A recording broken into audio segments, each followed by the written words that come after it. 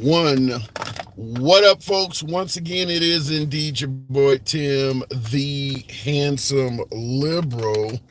We're going to be talking about none other than the one and only Kamala Harris. She obviously is more than likely to lead the Democratic ticket. So we're going to be talking about Kamala Harris. We're going to ask from multiple angles. We're going to be talking about this potential presidential candidate from a number of angles. Now, if you notice, the live stream is titled something that might bring about a chuckle, might bring about a laugh, and that is, do you believe Kamala Harris is black? Why the hell are we asking something like that? Why would anybody be asking if Kamala Harris is black? Well, make no mistake about it. There are no shortage of folks stating that she is not a black woman. She's Jamaican, she is Indian, she's Asian, you name it. She is not black. That's what a lot of folks are saying. So we're certainly going to talk about the notion that Kamala Harris may not be black. I want to hear from your opinions, your side of the conversation for sure. But is Kamala black? What I want to ask also, how do you feel about this election? Regardless of what side of the aisle you're on, maybe you're pro-Trump, maybe you're pro-Democrat. We don't know if it's going to be Kamala. You got Joe Manchin talking about he might be willing to step up and re-identify as a Democrat. So Joe Manchin, it could be anyone at this point. But I want to ask some 3 months, a little bit over 3 months now, about 100 days until we vote. How do you feel about this election? Regardless of what side of the aisle you're on, how do you feel in regards to your side of the aisle having a likelihood of being victorious? Do you feel confident that your side has a decent opportunity of winning? We're going to talk about it from that aspect as well. And last but not least, we got three topics. Obviously, the first one's kind of crazy, kind of ridiculous, being is Kamala Harris black? But I want to hear your opinion of how you feel about this election. And last but not least, this is likely going to be aimed more at my liberals tuning in, but the Republicans, my beloved MAGA, could have an opinion on this as well. What should Biden do on the way out? How do you feel? Because remember, Biden is going to leave as a lame duck president. The man is 82 years of age. He'll never be in politics again for the rest of his life. He has nothing, emphasis on nothing to lose. What should he do on the way out? He could go full progressive. Keep that in mind. He can start pardoning every damn body. He has nothing, absolutely nothing to lose on the way out. He could go bananas with executive actions. Nothing to lose. Emphasis on that. Nothing to lose. Whether it's how you feel about Gaza, how you feel about tuition loan forgiveness, how you feel about the criminal justice system, you name it. He could actually go full bananas on the way out. Obviously, the right would challenge a lot of this stuff in court, but as we know, the justice system can take time. It could take time, and he could leave the right dealing with all sorts of progressive policies in court for years. What should he do on the way out? We're going to be talking about that in regards to President Biden. So, looking in the comments right off the bat, is Kamala Harris black? I can't believe I'm asking that question. What I should have asked, not only whether or not you view her as being black, do you think she's only vice president due to her race or gender? You know why I'm asking. So looking in the comments, he should help Kamala in any way he can. I think he should use his power and make some things happen. Let us hear some examples of what you mean there, Mystic Firefly. By the way, folks, the program is, always will be, MAGA friendly. MAGA are my preferred guests, always has been. Liberals are welcome on the program as well. You know what we say. We don't block, ban, or censor anyone for their commentary. We go left of Bernie Sanders till I'm having dinner with QAnon. You don't have to agree with anybody in the comment section here. You don't have to agree with any damn body, including the host. It's all about free speech, so understand that. Looking in the comments, a prosecutor running against a convicted felon says it all. I will tell you this, though. In my humble opinion, maybe I'm wrong, but with the Supreme Court being highly favorable to Trump, my guess is there is a high likelihood that those felonies that Trump currently has might end up being tossed out. Trump could end up living the end of his life with a clean criminal history. Just keep that in mind. Looking at the comments here, and I appreciate you folks that are already tapping the screen. Get the likes up to about 10,000. Helps out the algorithm, brings in more MAGA. If she was a Republican, would you be saying the same thing? Well, damn it, I'm not saying it now. I'm asking that question. Do you believe Kamala Harris is black? I'm not saying she is. I'm not saying she isn't. That'll come out in our conversation. I'm asking you folks. There's no shortage of material on social media, on the internet, suggesting that this woman is not African American, not a black woman. Let's take African American out of it. I don't believe she has immediate ties from the continent of Africa. So maybe not African American, but do you have to be from Africa to be black? My opinion is no. Going straight to the box. Appreciate you folks that are already here. We'll start out with Noah Thomas. Good afternoon, Noah. Welcome to the program. Tell me the box is not ever. Noah, good afternoon. Are you there, Noah? What's going on, bro? Hey, good to have you on. So what do you think? So the question is if she... Yeah, she a black woman? Say again? Is she a black woman? I think so. I mean, she's light-skinned, so that would classify her as a black person. Now, she is mixed. Now, if I'm not mistaken, her father is Jamaican and her mother is white. When does that ever matter? It doesn't. Right. I mean, I look at Halle Berry or Alicia Keys or Mariah Carey. Nobody ever gave a damn if you were mixed. Nah, you still classified as a black person. It's just what it is. Right. Because I got my DNA last year and I realized that I was 70-30. So 70% African and 30% European.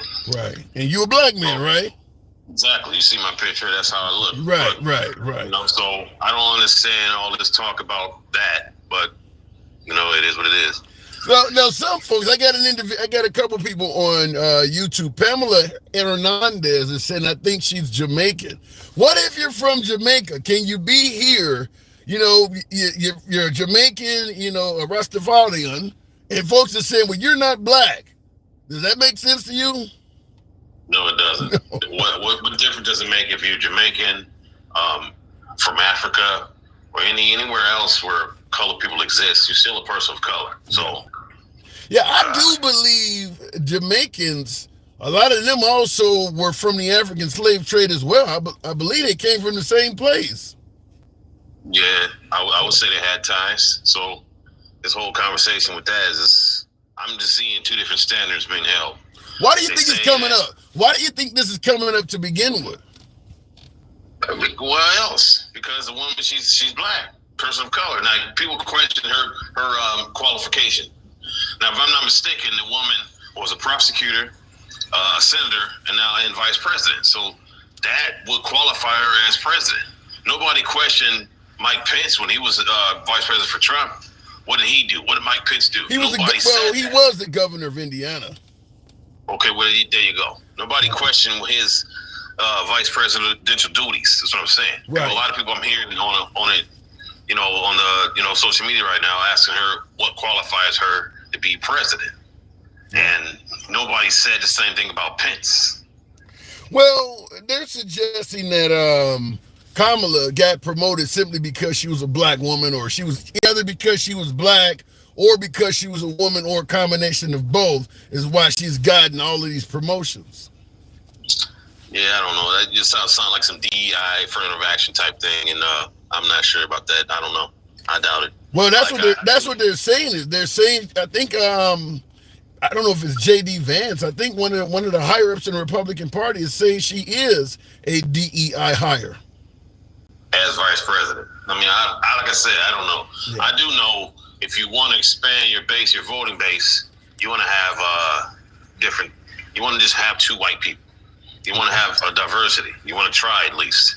If you're not trying to expand your base, then I guess you wouldn't care about that. Right. So you say expand. So you're probably going to be under the guy. She probably should pick a white man for a VP.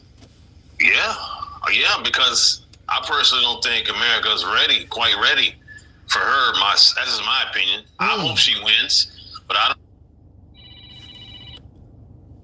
And if she had, think about it, you had two people of color on the ticket. I don't know how that looks. It's just like, you know what I'm talking about. Yeah. So you're saying that even in 2024, several years after the Civil Rights Act, hundreds of years after the Emancipation, you're saying that America is still fairly racist and fairly sexist. I'm only telling you what I see, man. Now, if it was something else, I'll be telling you that. I'm just keeping it real with you.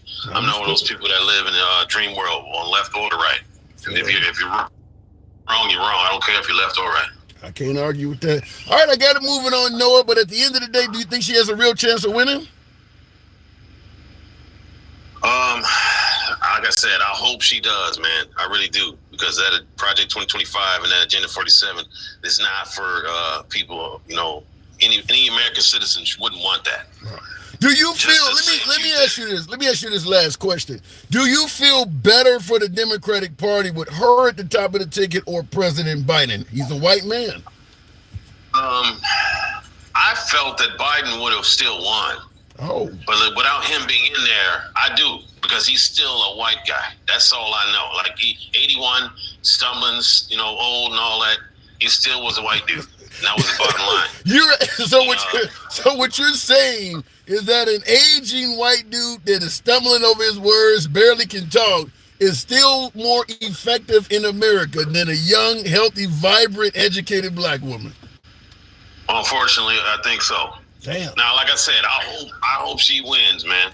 I hope she wins, because that Project 25 is not for any American citizen. Anybody out there who's listening, haven't read it, I encourage you to look it up. And there's some things on there that don't agree with the average citizen. Yeah. Well, Trump is saying he has no connection to Project 2025. Okay, well, I would encourage anybody listening who believes Trump to go to Google, put it in the search bar, Trump speaks at the Heritage Foundation, and boom, you'll see videos of Donald Trump speaking at the Heritage Foundation. You'll see it on the back screen or the back wall, and he's talking there like maybe 2000, I think it was like 6 years ago. Yeah. So that right there is a lie, because you can see him speaking there, and he's saying the word Heritage Foundation. He even calls out Kevin Roberts, the president. Yeah. So, all right. I mean, saying what he say, but, people say whatever they say. Truth is truth, man. So. Fair enough, Noah. Fair enough. I do got to move. Is this our first time talking? No, we talked before. It was like a few months ago. Okay. Well, it's good to have you back on, Noah. I do got to move it on. Anytime, come on back through, man. All right, bro. Thank you.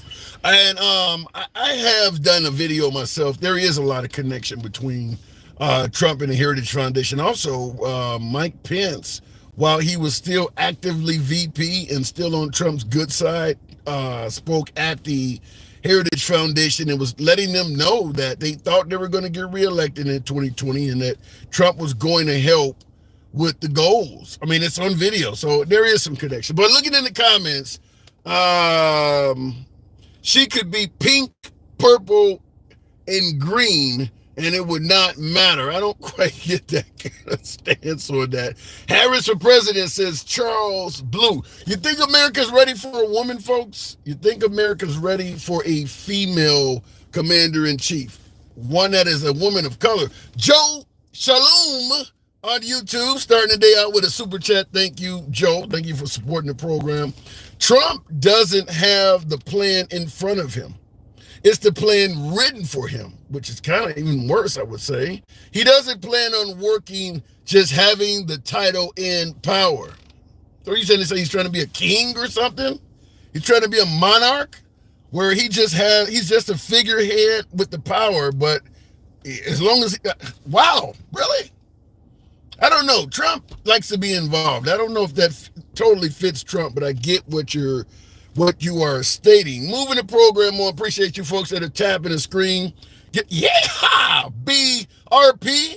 Thank you for the hat and mustache. Get the likes on up, folks. 25,000 RP. Thank you for your support. You sell SR. We're working on the merch.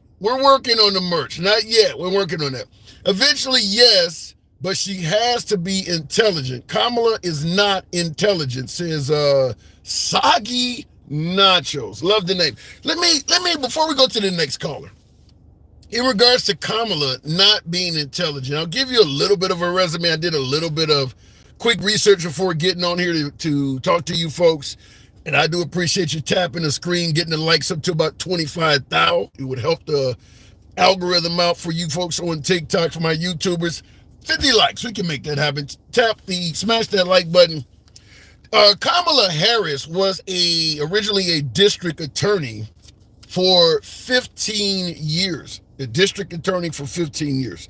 She then became the district attorney of San Francisco. Now she has power under her for 7 years. She was the district attorney of San Francisco for 7 years. She rose up even higher in that state to become the attorney general. She held that position for 6 continuous years. And then we know she became a U.S. senator for another 4. And now we're dealing with her as a vice president for 4 more. So the idea that she's not smart leaves a whole lot of questions. How is she holding down all of these jobs where your legal resume matters? She's not only holding it down, she's getting promoted through all of those. You think she's sleeping with people like that? I know that's going to come up. Let me go back to the box. But yeah, the idea that she's not intelligent, it doesn't coincide with her resume. I mean, she's done a lot in the legal profession out there in California. Going to the one and only Moo, the Tuxedo Cat. Good afternoon, Moo. I'm going to try real hard not to get you bananaed, okay, man? Oh, shit. I'm going to try real hard, okay? All right. I'm so sorry about that, man. Let me get out my notepad for you. Go ahead. All right. Yeah, man. So the thing is, the Democrats are in a much better place right now, my dude. They're most likely going to win the election at this point. So you see Kamala as an improvement. Andy Beshear for her vice president. They're going to even capture rhinos that the Republican Party kicked out because they weren't to the right enough for them. So if she picks a nice YT man, out of a red state, not only are the Democrats going to get back the pro-Pally people. Yeah, but big time, especially with I've seen the ads that she's going to run. They're going to be extremely effective. I've also seen the ads that Trump is going to run, which is going to piss off all the independent voters. It's going to be extremely ineffective, and they're going to end up shooting themselves in the foot. His commercials is him going after her stepchildren, talking about her race, all kinds of personality things that is going to rile up the black community, rile up the women in this country. They're going to shoot themselves in the foot. It's going to be very bad for them. You've seen, you gotta look like you may have a weak signal, but I want to confirm. You've seen commercials that may come from the right side of the aisle going at the Kamala based on race? Yep, race and her stepchildren. Yeah, absolutely, man. And what's going to happen is you're going to make a bunch of people mad who have stepchildren in this country, who are of the black community in this country. You guys are running these, and this is exactly what I wanted the Republicans to do, man, and they're falling for it, hook, line, and sinker. They're going to destroy their own campaign. It's going to be really a sight to see, man. And Kamala has some really powerful commercials, because what she's doing is she's going after Trump for being a predator. And she's talking about how Donald Trump is a predator, right? Yeah, I've already seen several. I used to prosecute these kinds of people, and as long as she keeps on that path, she's going to destroy him. Yeah, your signal's going in and out for some reason, but yeah, I've seen. She's not calling him a predator or accusing him of sexual assault. She's using rape. She's calling him a rapist. Yeah, she's going after him hard as hell. Yep. So you think the Democrats are better off with Kamala? Exactly what the Democrats needed, man. You needed someone young who could fight. Wow. Oh yeah, dude. They're going to win. They're going to win the election. I can tell you, I'm calling it right now. They're going to win the election. Give me a couple more months to see how things go, and if Kamala plays it right, they're going to get the majority in the Senate and take back the House. And Republicans are going to be ultimately out of luck for probably the next 8 years. Damn. So what about the notion that some Republican may challenge what's going on under the guise that Kamala, they don't have a right to put her to the top of the ticket? They have no legal claim. There is no legal argument they can make. If they bring that to court, it's just going to get thrown out, just like their fraud cases. The judges won't even entertain it. It's just going to get thrown right out. What if it goes to By the way, if Kamala Harris is a DEI pick, does that mean that Joe Biden was a DEI pick for Obama, MAGA? Is that what that means? Was the white boy a DEI pick? That You need to shut the hell up. that's an interesting point, because I think that we can say with a fair bit of certainty that Obama absolutely did pick Biden because he was a white man, and Kamala's going to do it too. So it could be considered as a D. That's a great way of looking at it. Okay. Yeah, so the white boy was a DEI pick. Gotcha, MAGA. Gotcha. All right? Don't worry about it, guys. Now, they're trying to make all these silly points, right? Like, all of a sudden, they care about the voters in the Democrat Party, and they're trying to preach democracy. Like, you guys did a coup, and then you're trying to tell people about democracy, man. It's literally the dumbest things. Like, these guys have no chance at this point, man. They really don't, dude. Wow. They're gonna sink. It's gonna be. So I'll tell you in a month. Wait a month, right? After Kamala has picked her VP and has had some time to campaign, you're going to see the polls shift very heavily in the Democrats' favor. Now, I know you're a progressive. You definitely are to the left of Biden and Kamala, but I can literally hear the glee in your voice. But I want to read this. This is what they needed to do, my man. All right, I want to read this. I want to read this to you. This is a super chat. Joe Shalom says, any supposed liberal here needs to look up the definition. You absolutely cannot be a liberal who supports Trump. Civil liberties are absolutely not on the table. I'm assuming you agree with that, Moo? Oh no, of course you're not a liberal if you support Trump. Yeah. Yeah, and I don't think Trump wants a liberal to support him. He doesn't like the liberals. Look, he has the same voters he always had, my dude. But again, the problem you have now is you have a candidate who's not tied to any decisions made with Israel. That's going to bring all the young pro-Pally voters back into the Democrat Party. So you just regained a shit ton of young voters. Not only that, you have young people who weren't very excited about voting for Joe Biden. They're very excited to vote for Kamala Harris. Very excited, my dude. Okay, so you have this energy on the left that the right doesn't have anymore. They had that back in 2016. But you can see at this point, Trump he rambles on and on and on. People get bored. I mean, he's too old, right? He needs to drop out. So he rambles on and on and on. People get bored. They leave his speeches. They don't even understand what he's saying half the time because the dude has dementia. He can't finish a sentence. He talks about shark attacks. He changes direction of hurricanes with markers. I mean, this dude is like geriatric park at this point. He really needs to drop out. It's sad. Oh my God. I don't know about all that. MAGA, did you see the RNC? It looked pretty damn united to me. Yeah, until the last 20 minutes of Trump's speech, right? When people started getting up and leaving, you had a bunch of Trump supporters on TV talking about how bored they were with him, how they couldn't understand him anymore. I mean, you guys are so done, man. You're sitting here trying to attack Kamala on all kinds of shit that just ain't gonna fly. All you're gonna do is piss off your fellow Americans. You guys are gonna get beat in a landslide if you keep this shit up. I'm so happy right now, man. Honestly, can tell. I can fucking tell.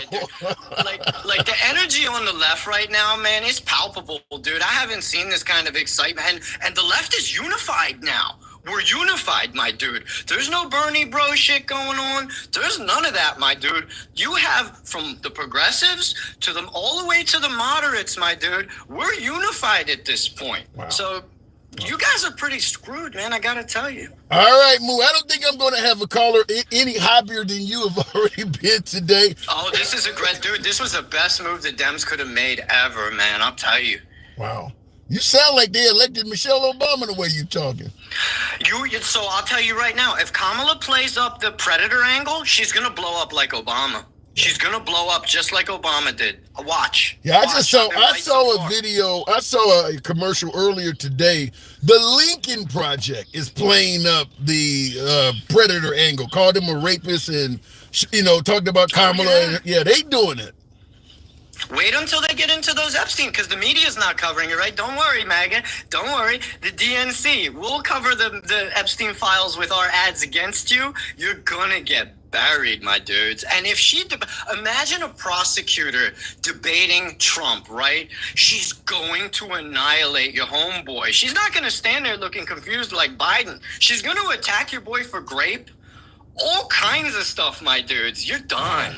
You're so done. All right, Moo. You're cooking with gas. Appreciate you coming through. Later, man. All right, god damn. I've never seen that man that happy. Usually me and him are going back and forth because he's much further to the left than I am. But listening to him, everybody from the middle all the way over to the far left are all unified going against Trump. What do you guys think?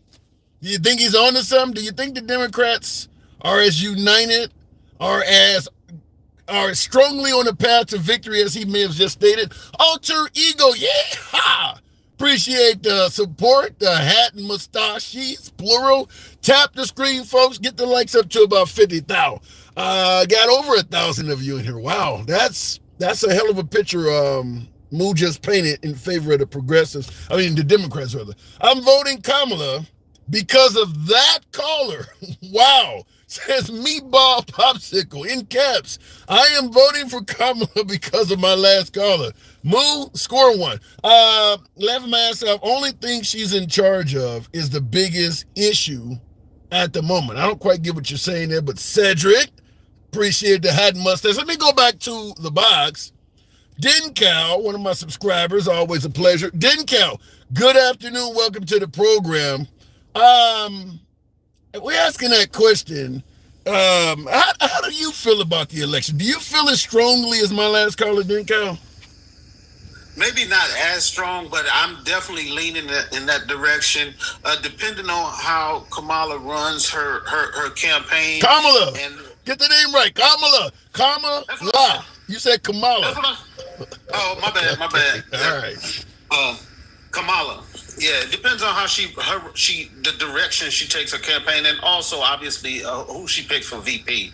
But I think she's got it all in front of her. I mean, their arguments against her. She laughs too much. She slept away to the top. Like nothing policy related. Everything is based on like image, those kind of things. And I think those are. So what do you think? I'm gonna ask this probably to every damn caller that comes. Do you believe that she got privilege allowed her to get to that rank?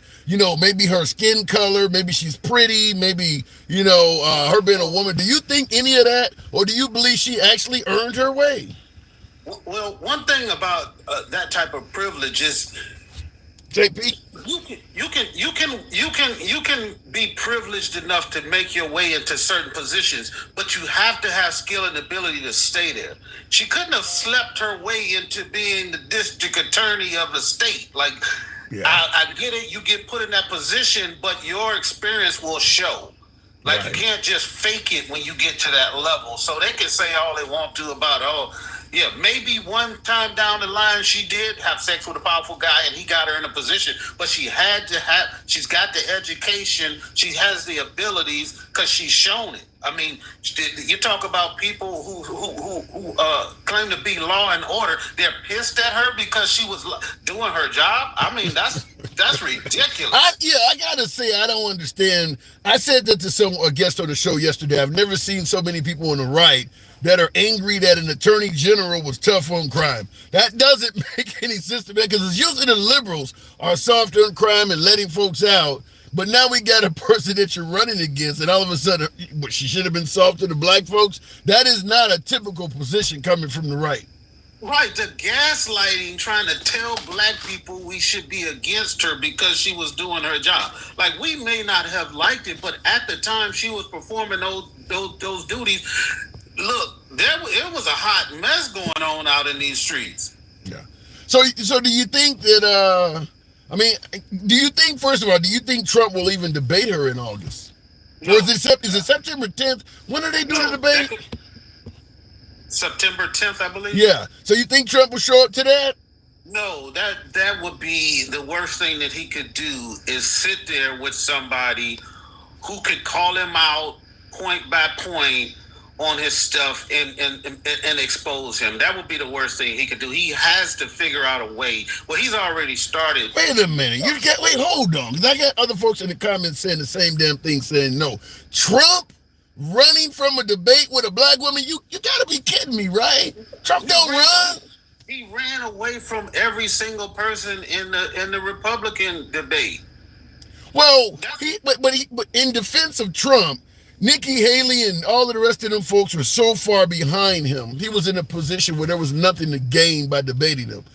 That's not the case right now. Debating Kamala Harris, there is things to gain. Why would he run from her? Just like I just said, he would have somebody who could point by point stop and articulate the things that he's saying as untrue. Like, yeah, Biden could not do it. All Biden could do was say everything he said is not true. That won't get it. You make him sound like RoboCop. That's how he sounded. God! When Trump got finished talking, Biden just said everything he said was a lie. Now that obviously that didn't work for him, but somebody who could point by point when the things he's talking about we had the best air and water ever. When I was like somebody who can actually call that stuff out. It would be the worst thing for him. He's been lucky to have Biden deal with all of this time. So let me ask you this before I do move it on, because I've heard a few people say this. Now Biden is a lame duck president at this point. He has nothing to lose. He's in his early 80s. He'll never be in politics for the rest of his life. Should he go full tilt on the way out, meaning he could throw a ton of executive action orders. He could go full progressive, whether it's Gaza, whether it's tuition loan forgiveness, criminal justice. I mean, he could throw executive actions everywhere. Now, the right will take him to court and fight some of that stuff, but it could take years. What should he do on his way out? Yes, I believe he should go full bore with his agenda. And with the pen and the pad, just like Obama had to do, and try to do some things that are good for Americans, even if they fail in courts. I think he should. What about Hunter? What about Hunter Biden? Should he pardon him? I don't know. I don't know all the particulars as far as the sentencing guidelines. Do you need to? It's his damn son. What do you need to know? I'm saying if he's only going to do a couple of months, 6 months or something like that, I mean, let the process go, Denkow, you do realize some people go in prison and never come out or come out scarred? It's your son. Hunter won't be in that prison. Hunter would not be charged with a crime at all if it wasn't who his dad is. True. Right. So you gonna let your son go down when the only reason he's being charged is because of who you are? I mean, when you say go down, I mean he did commit certain crimes. Now, if the penalty was like, way out of left field, they were talking about years or something, maybe. But yes, he did. He did do some stuff on the documentation. But that's the point, Denkow. You don't know what the penalty is. He likely won't be sentenced till after Biden is gone. So you're gonna leave your son out there and hope with the system we have now that the system treats your son fairly. You're okay with that? Well, now that you put it like that, if you're saying that the sentencing won't be until after the election, yeah, I guess I would take it off the table. But if I thought that we were going to be real, I mean, I would try to hold to some of my word or what I said. But yeah, you're 82. Nobody gives a damn about your word at this point. You'll be dead in a few years. Nobody gives a damn. You didn't keep your word. The people who would complain that Biden didn't keep his word and pardon his son, they don't like his ass anyway. Why are you trying to impress somebody that hates you to begin with? I'm trying to hold on to a little bit of my integrity. Come on, Tim. You want to push me off the edge, man? You want me to go full MAGA and just say, look, just do whatever you want. You got the immunity. Just like it's hard for me to go there. Well, we are talking about the man's kid, though. Right. There are some things that you have to put over the politics and stuff. And yes, my children would be one of those. All right, last question. If I thought he was going to spend a couple months in jail, I'd say, All right, last question before I move it on. Let's flip the script on this. Imagine it is President Trump, and we're talking about Don Jr., Eric, or Ivan. Do you think Trump would pardon his child? Umbrella pardon. Everybody gets covered. Do you think MAGA would give a damn or would hold him accountable for doing it? They praise him for doing it. Right. So why are you trying to play high and mighty when it's all right to do the opposite? Because I'm not MAGA. There's a difference. Okay. All right. Fair enough. Going high when they go low. I got to move it on, then, Cap. All right. Appreciate it. All right. Moving the program on. By the way, tap the screen. Get the likes up to about 60,000. You guys certainly have been showing the program some love on TikTok, YouTube as well. Smash that like button.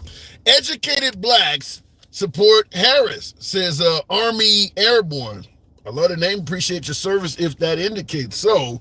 So you're saying educated blacks support Harris. So where are the uneducated blacks going? You know, because President Trump has made it clear he loves the uneducated. Maybe the uneducated blacks should vote for Trump. Is that what you're telling me? Educated blacks support Harris. Where are the uneducated? There's a lot of uneducated blacks out there too. Looking in the comments, now that he's not running, he should pardon. It was a campaign promise that he wouldn't, but he's no longer running, and that's true. Just like I don't know where Kamala will stand. It's some Moo brought up. I'm going to go back to the box shortly, but this is something that Moo, my first caller, brought up in regards to Kamala is likely to get the voters, the progressive voters that were upset with Biden over the Israeli issue with Hamas or with the Palestinians, and because Kamala can't be tied to that, the folks that do not like Biden and call him Genocide Joe or whatever, that's not going to stick on Kamala. She has nothing to do with it.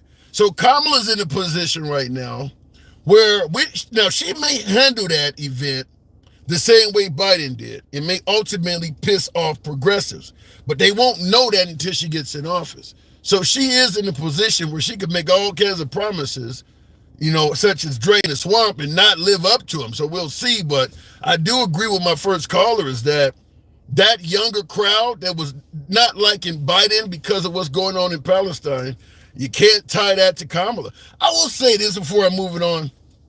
If you look at the negative aspects of the Biden administration, and then you take Kamala, you got to chop about half of that stuff off because it doesn't apply to Kamala. The botched evacuation in Afghanistan, for instance, Kamala has nothing to do with that. If you don't like the way universal health care came out between Biden and Obama, Kamala has nothing to do with that. A whole host of issues that would have been easy to attack Biden on, Kamala has nothing to do with that stuff. And then obviously Trump's greatest hits is Biden's age. He can't string together a sentence. He has dementia. She has nothing to do with any of that. The only thing you can really tie to her is, well, we know you knew this man was ailing and you kept lying to the public and telling them otherwise. However, I don't think the voters, the ones that are, certainly not the progressives or Democrats, I don't think they're going to care about that. I really don't. But there is some validity to that. They knew that man was like that, and they lied to the public for quite a while, in my opinion. Going to the box, appreciate you folks that are tapping the screen. RP, good afternoon. Welcome to the program, RP. Yeah, thank you for the hat and mustache, whoever just sent that. RP, are you there? How you doing, sir? I'm doing good. So how do you feel about this election? I've had two callers that were fairly gleeful, believing that Kamala might be the road to paradise. What say you? I agree. You got to think about it in terms of where the Democratic Party was just a few days ago. A week ago, 2 weeks ago. It kind of was like, stagnant still. No one was really excited about the prospect of Joe Biden doing another 4 years. Yeah. And so now you have his vice president, who seemingly was in the background, but also has her own story to tell and her own ideas and agendas that she might want to get across. And it's kind of igniting the base, but not only the base, those who may have been on the fringe and not knowing where they want to place their vote this election. So it's definitely exciting for the Democratic Party. So there is some excitement in your opinion, but do you think she can pull it off? Do you think she can beat Trump? There's a lot of love for Trump, a lot of adoration. MAGA is, ready to do it. Do you think she can defeat Trump? Yeah, I do. Actually, for a number of different reasons, but especially I think someone pointed out earlier that because she has a sharp tongue, right? She's not going to sit back and take falsehoods and false accusations against her character just sitting down. So I think she'll be able to hit Trump where it hurts. Now, I do disagree with you in the sense that you said earlier about how Trump has something to gain by debating her. I would say I would beg to differ. Really? I think he has nothing to gain by debating her, because we everyone in the nation understands that people MAGA are going to vote for Trump, right? That's not going to change. Independent. You don't think there's any independence? Let me say it like this: there are people who still don't quite know who Kamala the woman is. So I mean, her name is known because she's VP. But Trump could get up there and hammer her on things that maybe people don't know. Like a lot of people don't know about what happened in California with the 3-strike laws and things like that locked up African Americans. That may actually sway a few voters. You don't know. I mean, so there's some pluses. Well, they're okay, yeah. So I'm not going to say zero, right? But on the grand scale of things, it's going to be difficult for Trump at this point in time to point out her history with justice and crime when he's in fact himself right now currently in a situation of criminal. He's a felon currently, so it's going to be hard for him to pinpoint her record when his record right now is not one of positivity, right? It's negative in the eyes of a lot of people. So that's going to be hard for him to do. Number two is that how can he attack her? There's nothing he can attack her on really. Like you're not gonna be able to come on and say she's a female, so she doesn't, she can't run the country. He can't say, she got to the top by, sleeping with Willie Brown or wherever the case may be. There's things he's not gonna be able to say and do. Wait. You're saying he can't attack her. How about the border? How about the mess that is known as California in a lot of people's eyes? There are things he can attack her on. She's not impervious to attack. There are things he can bring up. Yeah, correct. Yeah, I'm with you. I'm not. Listen. We're talking about Trump, so I'm not saying anything he can say to try to appeal to his base. I'm just saying in the sense of so the border is definitely a big blunder on the Biden administration for sure. But even with the policies, it's going to be a very limited scope of things he can attack her on in regards to policies. Because again, I think we discussed this. The country is not in disarray. But here's what I mean. The country, I'll let you continue, but the country may not be in disarray in your opinion, but many Americans do believe California is in disarray, and that's why she was a senator. Yeah, understood. And that may carry some weight, but that's I think one of the reasons why you won't see Gavin Newsom be selected as vice president, right? Because he's tied to that state. And so, that's number one. But number two is already blue. So it really doesn't serve a purpose for her to pick Gavin Newsom. But I understand the concept that California has its struggles, but understand too that California is a huge state with its own economic value to this country. So it would be hard pressed to place all the blame and faults of California on one person. True, that is true.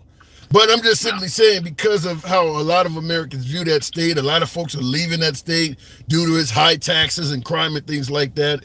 I mean, she was one of the senators in that state. I mean, so folks are going to suggest that you're at least part of it.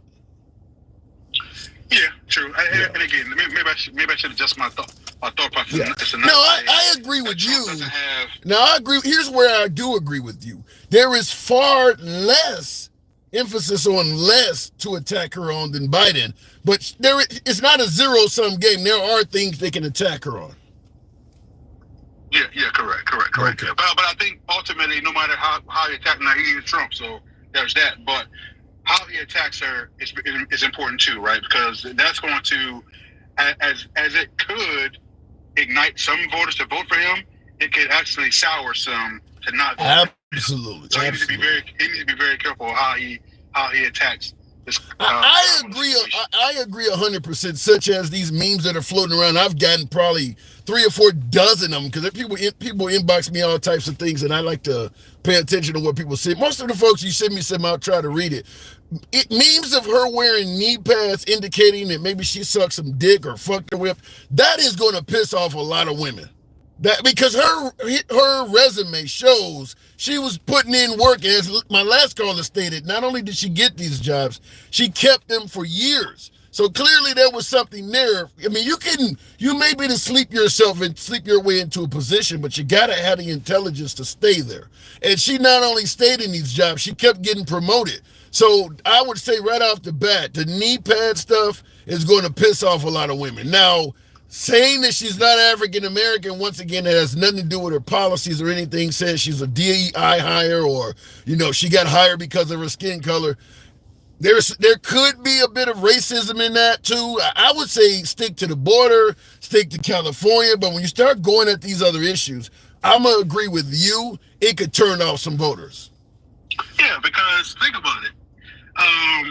First of all, her sexual life had nothing to do with the politics of the country, right? Just like people say that Stormy Daniels sleeping with him years ago has nothing to do. Okay, fine, you're right, it does not.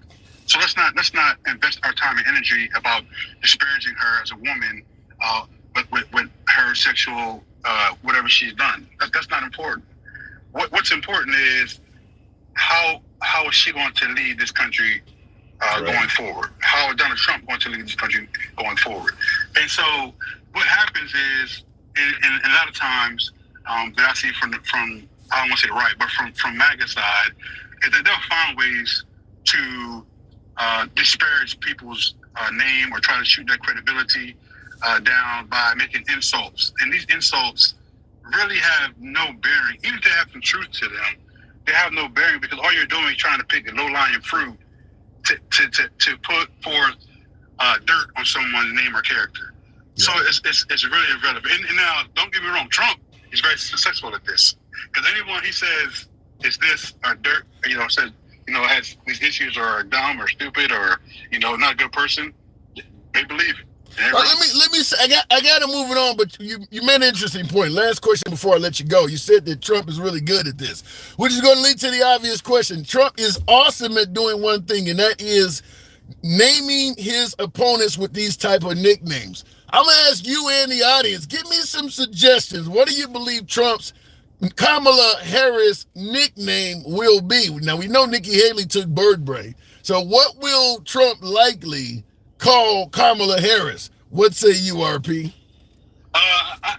Listen, I'm not that clever to figure out a nickname for her, but I'm with you. I do think that Trump and the people who surrounded him will definitely find a nickname. Damn right. For her, for sure. Now, I see a lot of people, not a lot of people, I shouldn't say, but in the comments, some people are, spelling her name Cumala, right? So, like, it's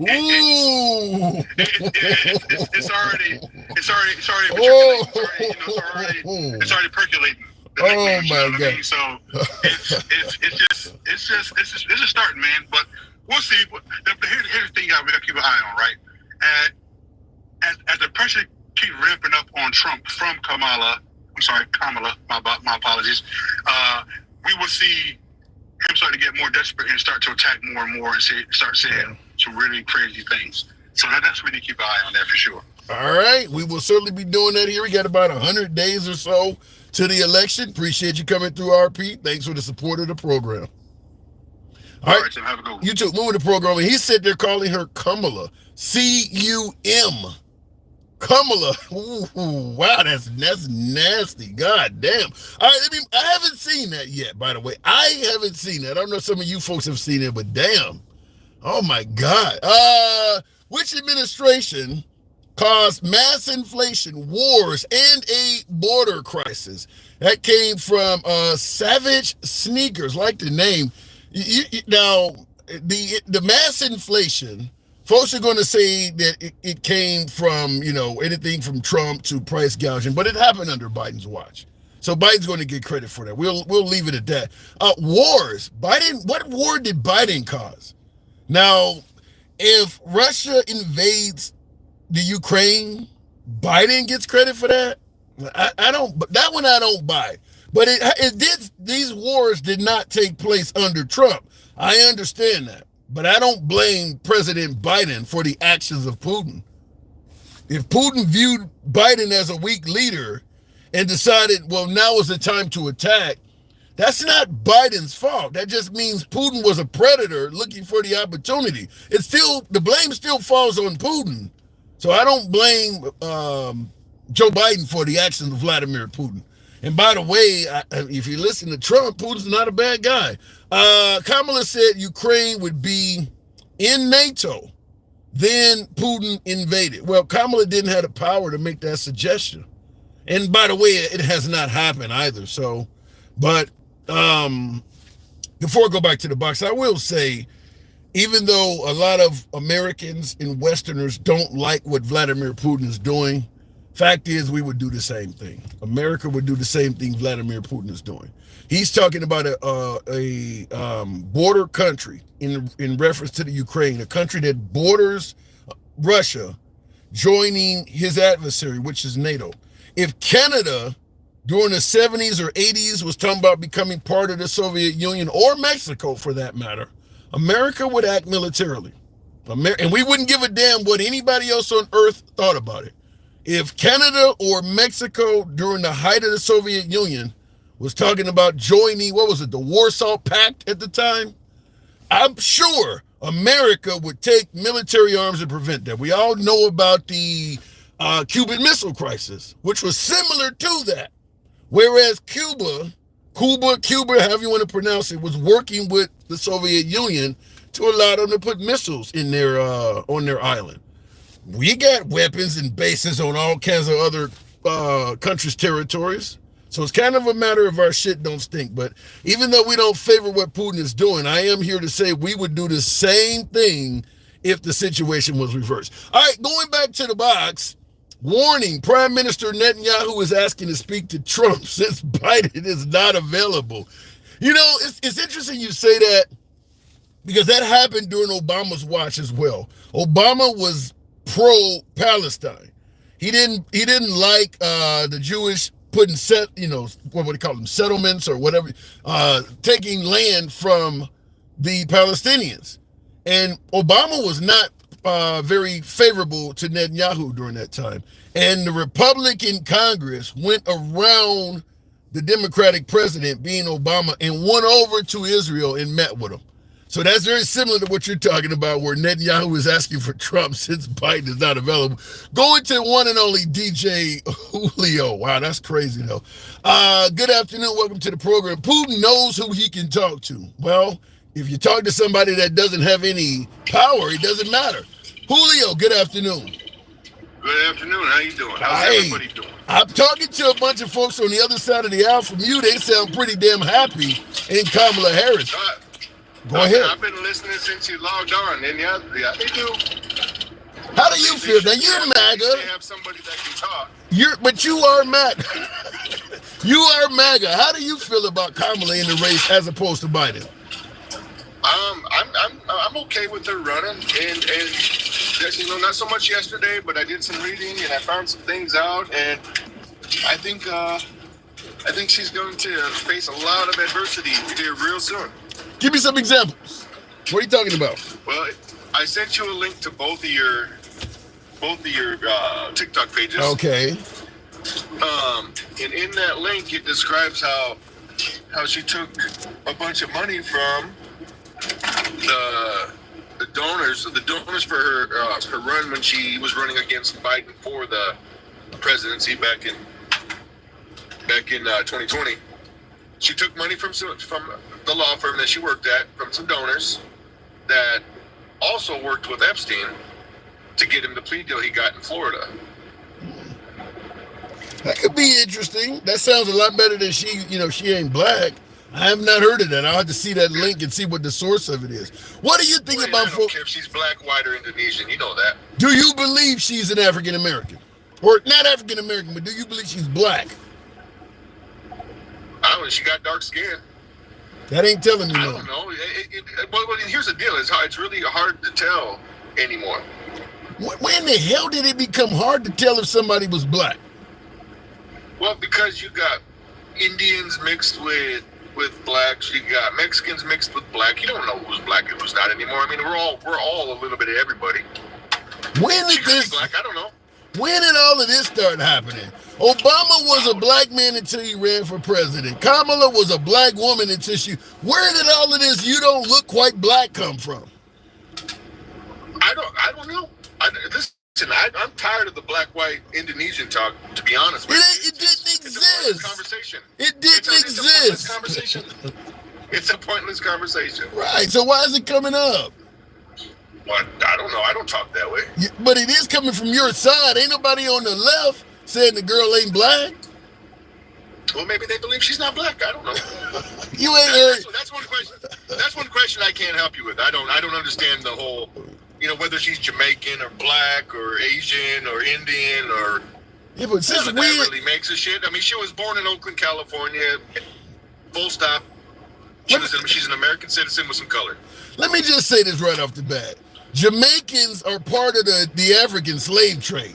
I mean, they probably got the same damn DNA as I do. So they just got took to that island instead of working in the South. They got a direct tie to the slave trade.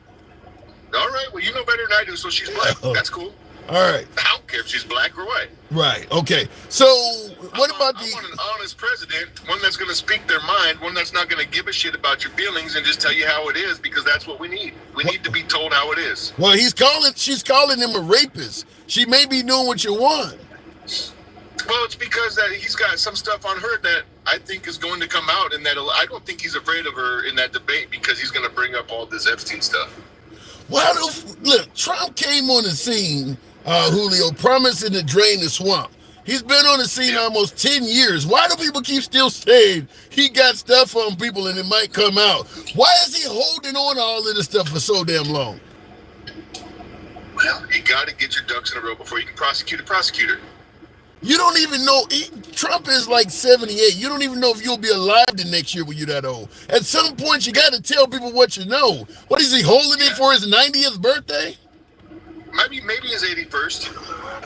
Okay. To be honest, I don't know. And I don't really care about Kamala because she's a non-issue. I heard Moo, and I'm glad he's excited. He for once sounded happy and not all stick up the ass. And Oh my God. I mean, normally he sounds like he's getting took, but today he sounded good, and I was happy for him. I want Democrats to be happy for their people who are running, just the same way that the Republicans are happy for Trump. So let me ask you, do you feel confident in your heart that Trump will beat her? Yeah, I do. Okay. Yeah, I really do. I think that it's bold of her to even run. I mean, I wouldn't want to come out of being vice president where nobody has heard my words, nobody's heard my name. I suck on the border. Apparently she sucked to get her job. I don't have facts for that, but that's what I hear. I don't know. Okay. Well, so let me ask you, do you believe that she's a DEI hire, where she was hired, only reason why she's rose to prominence is because of her race or because of her gender? Do me a favor. What the hell is a DEI hire? Diversity, equity, and inclusion. Kind of like affirmative action, where you need a diverse environment, so you got too many people of this race, so you're going to hire some more people of this race, even though they may not be qualified, just to be diverse. Diversity, equity, and inclusion. Now that you say it like that, I can see why people think that. She's a minority. She's a double minority. She's a woman and she's ethnic. I can see that. But do you believe it though? Oh, excuse me. Sorry about that. Yeah. Okay. I mean, I believe that the only way you would put somebody in there that couldn't beat the current president at all, even come close to beating Biden when he was running to be president. Yeah. That would be the only reason. I'm gonna ask you what Moose said, but before I do, on YouTube, Harry Fodder says I'm half spick, half dago. How old do you gotta be using those terms? When was the last time you heard somebody refer to themselves as a spick? What is that? Where are you from to be called? I haven't heard that. Go ahead. That's a Mexican. Oh, really? I haven't heard that term in 20 years or more. Damn. Yeah, they call them spigs. They call them wetbacks. This is for entertainment purpose and educational purposes only. Where's that Dago? Where's that Italian? Wetbacks. We call them scratchbacks around here. Okay, Dago. Where's that Italian? Dago. I think that That might be. I don't know that one. I don't stick because I'm part spick. That sounds like some shit I heard my grandfather say. Now, getting back onto the topic though. So so you do see Trump as having a decent chance of beating her though.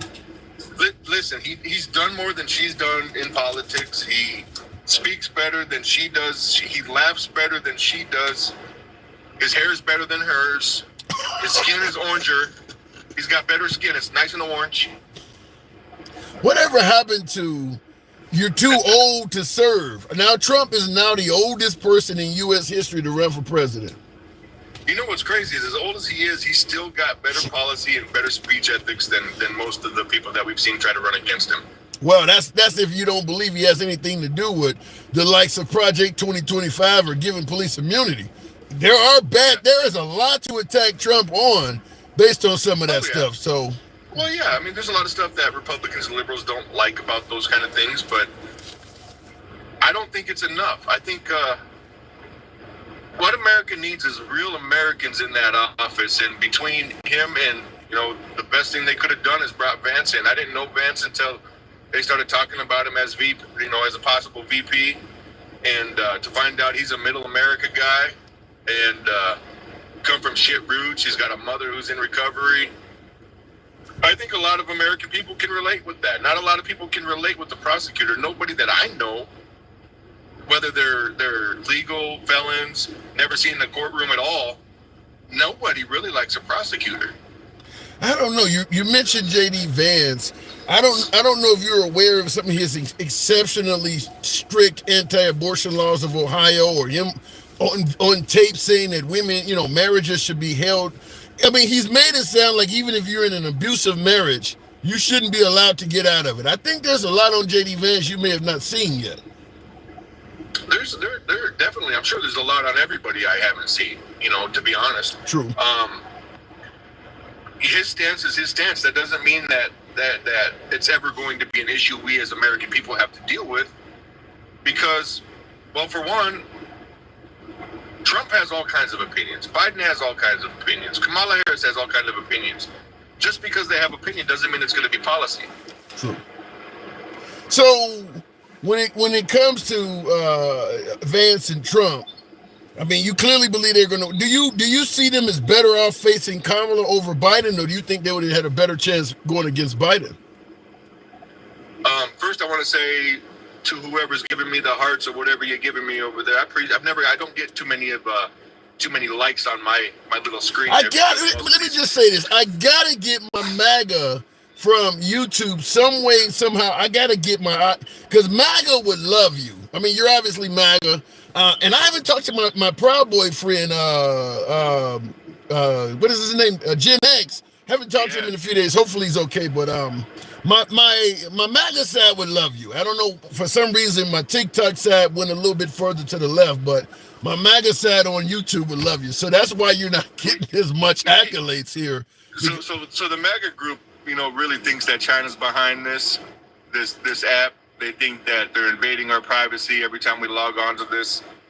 So you're not going to see a lot of them over here. Right, YouTube's been around longer. They understand YouTube. So they're going to stick to YouTube. And for those that are listening on YouTube, that is MAGA, get your asses over here. Yeah.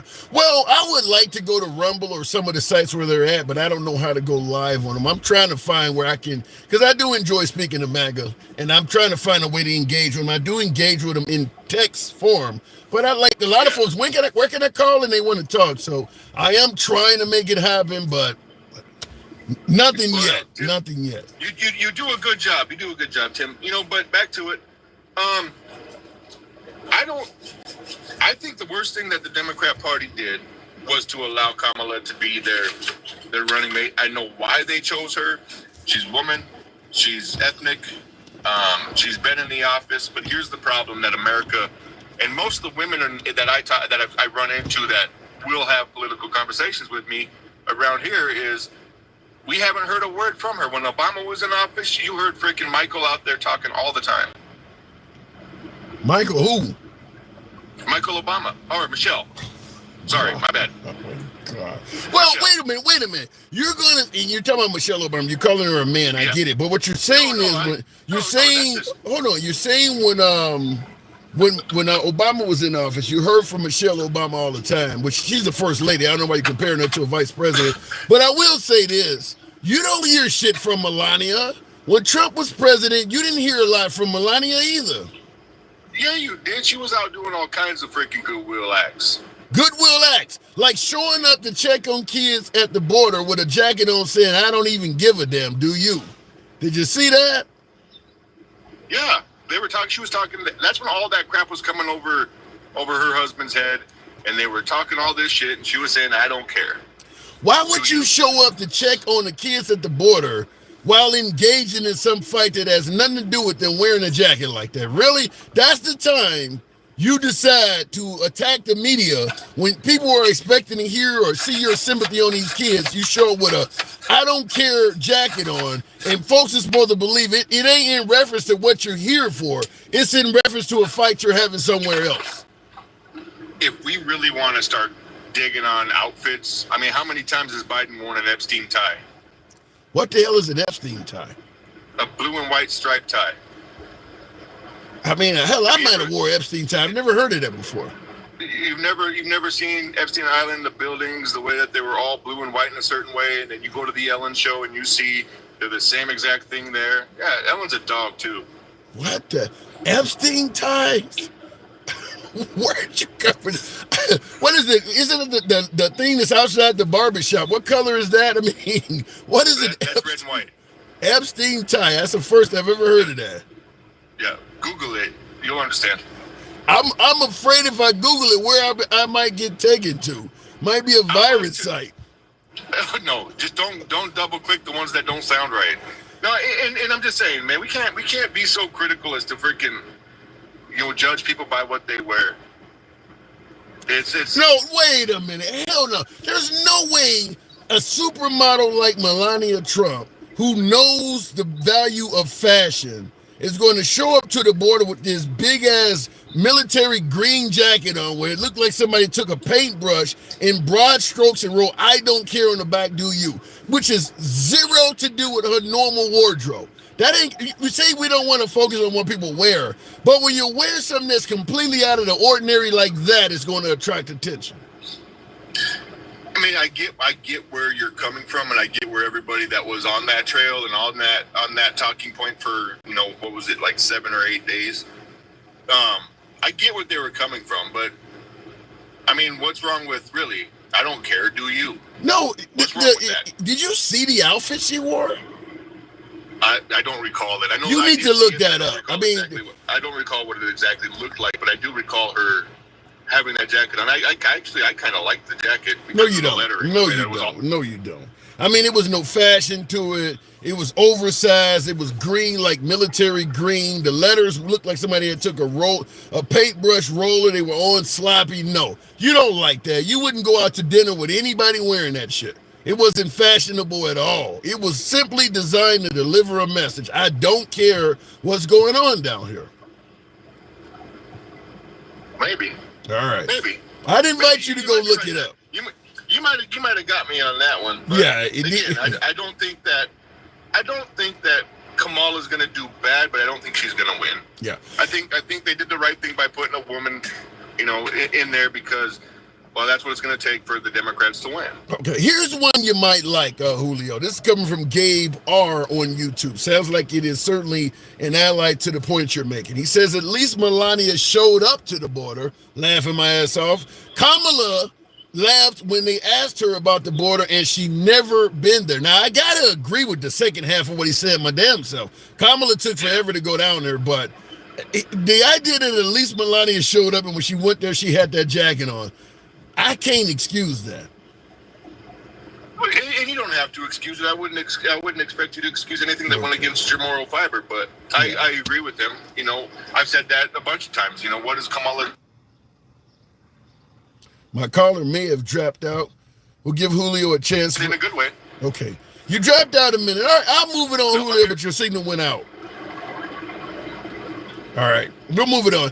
I appreciate it, Julio. Your caller needs to look at Kamala's record.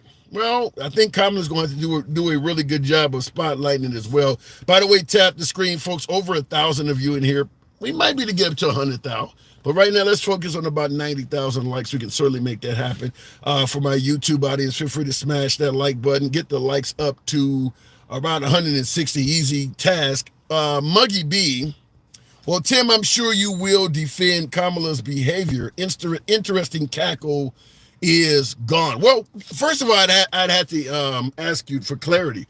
What behavior has Kamala exhibited that you're suggesting that I would defend? Do I want to criticize somebody based on their damn laugh? You know how many people I went to school with? I'm sure many of you went to school with that had a ridiculous sounding laugh. Is that the bar where you got to laugh up to standard now? I'm not here to pretend like both her and Hillary Clinton don't have some wild ass laughs. Or sometimes they don't laugh. They don't, step in and laugh when there really is nothing to be laughing at. They do that. However, how to have MAGA, and I'm talking about Trump supporters, obviously, to have Trump and MAGA criticize somebody's laugh when MAGA is constantly saying things are meant to be a joke that ain't funny at all.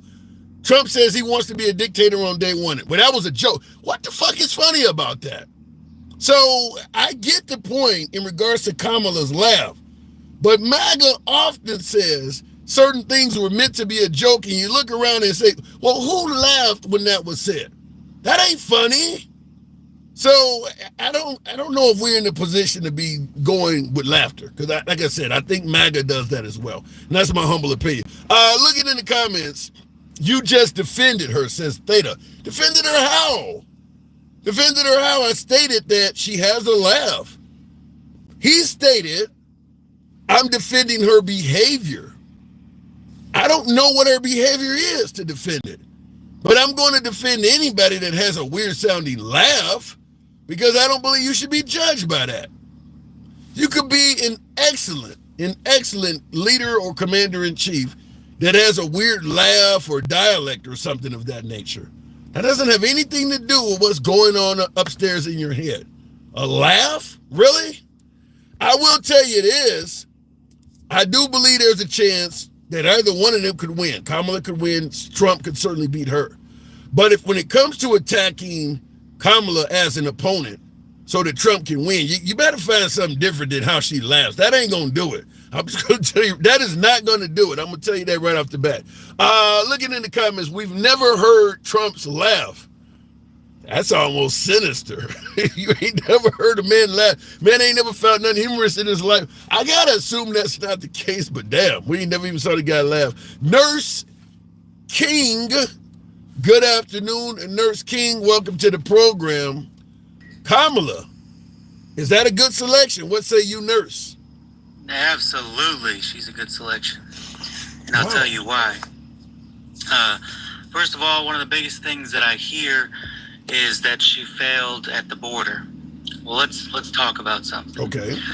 Joe Biden, he was vice president, had the assignment of handling the border. Okay. By handling the border, what they mean by that is essentially their job as vice president is to find out the issues. Okay, it's not like she's directly handling the border, introducing legislation. She's not doing that. First of all, she's the vice president. She's not the president. Okay. So her job was to determine what the issues were and to see if she can resolve that with the people that are in charge. Okay. Okay. The leader of the Department of Homeland Security is the person that is in charge of the border. Okay. So yes, I guess you could put it on somebody, but you could put it on Biden. Okay. You're skipping over something. You're skipping over the fact that Kamala is on the record saying there was no problems at the border at all, and how long it took her to go down there. Even if everything else you're saying is true, it doesn't excuse her on record saying there's no problem at the border at all, and not even going down there for an extended period of time. Should she have gone down there? Yes. That's a flop. That's definitely something she should have done. Right. But you also have to realize that in the beginning of this presidency, we had a lot of things. America was going through a ton of turmoil with the January 6th issue, and we were trying to make sure that, one, our country wasn't overthrown, and then we also had to discover the people in, we had to discover a ton of things regarding Donald Trump and what he did on that day of on the inauguration day. I hear what you're saying, but we're talking like 2 years she didn't go down there, Nurse King. And not to mention, even if the administration was so busy, that doesn't excuse her saying there's no problem down there at all. I don't know if your excuses are going to hold on that. So fair enough. Okay, we'll move on from the border. Okay, right. Let's talk about the people saying that Kamala Harris failed in California. Yeah. Okay. One of the big stories that I see going around is that she refused to allow new evidence that would keep a man from, I have heard that. Losing his life on death row. Okay. Who can the Attorney General pardon somebody? No, but they can give a good word and help promote you getting out. A lot of times, because I used to follow the Innocence Project, and one of the things they used to complain about is even when we prove that somebody has been wrongfully convicted, the prosecutors usually still push back because they don't want that L on their record. Because they gave a bunch of different complaints. One being, a lot of African Americans cannot afford decent lawyers, and money in our system makes a big difference. But that was something else they complained about, is that even when we can show overwhelming evidence that you got the wrong guy paying for a crime, they still fight back because they don't want to have to admit they screwed up. So it's very possible in a state like California with them incredibly tough 3-strike laws that Kamala, or at least her office, was part of some of that stuff. Okay, well, what I was going towards was that man, they're still determining whether or not he is guilty or innocent, okay? He has not lost his life. That man's case is still open, okay? His appeal is still active. Okay. Yeah, but I gotta assume, even taking that guy out of the picture, there are some people that are going to be able to come forward and say they were harmed during Kamala's time in, as an attorney general or as a district attorney. I would assume that Trump, MAGA, and some of the right-wingers, the ones with enough money and resources, they're going to be able to find people that were harmed because those laws were draconian. If you look hard enough, you can find anything. Right. No matter what you say. Yeah, but it wouldn't be hard to probably find some stuff with her name on it. I mean, my guess is, like I said, she probably over-prosecuted or had people put in prison for longer than they should. I'm sure in California there's a lot of folks that you can bring forward and make good sympathy cases. What's operating in Kamala Harris's benefit is they don't have a lot of time to do it. Well, of course, they're a lot of them are saying that this is illegal, and Kamala shouldn't have this should never have been able to happen. She Right. knew that he was sick. At the end of the day, she's the vice president, and she can't force him to step down if he doesn't want to. He obviously was there enough to say no. I work in healthcare. There are things that I've noticed about Biden that definitely concern me. I voted for Biden, but they definitely concerned me towards the end of this, presidential cycle. And obviously, I was not going to vote for Biden again. Actually, I was going to vote for RFK. But what about Kamala? Are you going to vote for her? Are you going to vote for her now that she's replaced Biden? Absolutely. Now, let me ask you something. You just made an interesting point. You work in healthcare, and you were able to see that Biden was doing worse than folks were telling you. One of the folks telling you that he was doing well was indeed Kamala. Do you hold her accountable for lying to the American people, suggesting that her boss, essentially, was healthy when he was not? So determining whether somebody is physically healthy and mentally capable is the job of the White House doctor, okay, his physician. You just told me you could see it through the TV. She's talking to the guy every day. You don't need a physician for that. If you could see it through the TV, she's sitting across the desk talking to the guy. We know with old age that people tend to lose some of their mental capabilities. They slow down a little bit. Okay. Okay. Do I think that Joe Biden, in private could handle the issues? Yes. Do I think that he could handle the debates and the world stage and still present like he is at his prime? Absolutely not, because he's not. But you have to look at the fact that he is a lifelong politician, okay, and he knows how to work the system. Right. And with age does come knowledge. Why? Let me clear it up. Why were you, Nurse King, not going to vote for Biden? Why were you not going to vote for him? You just said that. Because I personally couldn't vote for somebody that I didn't think could live throughout their entire presidency. So I'm going to ask you, why was Kamala leading us to believe he could? Did she say that he would? Did she say that he would live through his entire presidency? She No. sure didn't lead us to believe he wasn't going to live through it, like you're saying. She sounded she led us to believe she was very competent very confident in his cognitive abilities. Her job as vice president is to support the president of the United States, even if it's a lie. That's why he chose her. Right. Okay, it's to support him in the decisions that he makes and give her opinions. If you don't think that she was a part of the conversation that was had, that decided that he was going to step out, if there's people, there's some people that say that, she wasn't a part of that conversation. Okay. And, he was by himself when he determined this, and it's not on a letterhead, it's not on the White House letterhead or personal. I believe that all to be false. I believe that she was a part of that conversation.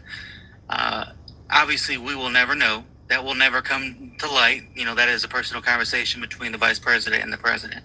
But what we do know is she did her job as vice president in supporting him in the decisions that he was going to make. So had he decided that he was going to completely go forward and continue with the election, she would have supported him.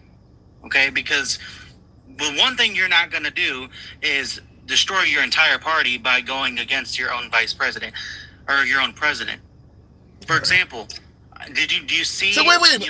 Is she putting party above the country? If you're saying you don't believe the current commander in chief can live out another term, yet you're voting for him because you don't want to destroy the party, it almost sounds like you're putting party above the country.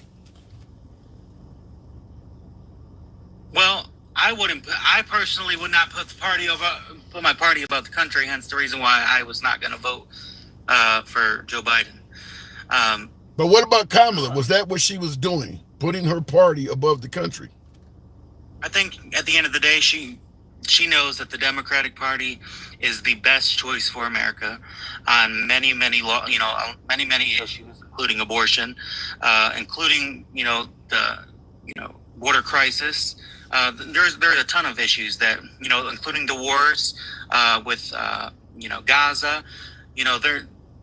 The Democratic Party is the only party that is going to handle these issues effectively that I 100% agree with, as opposed to like RFK. He was definitely in the middle. There were things that I was not, agreeing with him on. But between the two, Joe Biden and Trump, first of all, let me clarify, I will never vote for Trump. What's so bad about Trump? I can't vote for a felon. Okay. Okay. He is legally a felon. Yeah, that is true. He is officially a felon. And I can't vote for somebody who's a sex offender. And to me, I think that's disgusting that he's even able to run in that sense. He's had judgments in both of these issues, and he definitely, he did some things to women, and obviously he's a scam artist. He's a scam artist in his prime. So you see Trump as generally overall not a good guy. Right, and I can't vote for somebody. I really do listen to the courts. I mean, if you wash away all opinions, look at the evidence. Okay, the guy, somebody said I'm misinformed in the comments. There was a judgment against Donald Trump on 34 felony counts. Okay, Donald Trump is a felon. Okay, you can't debate that. Obviously, he's going to try to get everything thrown out when he tries to become president. But the likelihood of him actually winning is a lot less significant now that Kamala Harris is at the top of the ticket. Last question: What are the chances that if Kamala somehow wins the election, she would pardon Trump, and for the good of the country, just let that stuff be bygones? Do you think Kamala, who is a former prosecutor, might let Trump off? I mean, he is an older man, and look, for the good of the country, we're just going to say bygones be bygones. What say you? Zero chance. Damn. And I'll tell you why. Trump's gotten away with way too much. Okay, he has gotten away with a ton of issues, and he's attacked every single one of the other people that have gone against him. The real question is who that will determine if Kamala will win this election is who she chooses as her vice president. I'm hearing that. I personally think she's going to choose Andy Bashir from Kentucky. Whether we like it or not, I believe that in order for her to win, she will have to choose a white male as her Why vice not president. the governor of Pennsylvania, where you need to flip that state, or the governor of North Carolina? Why Kentucky? I mean, they're not.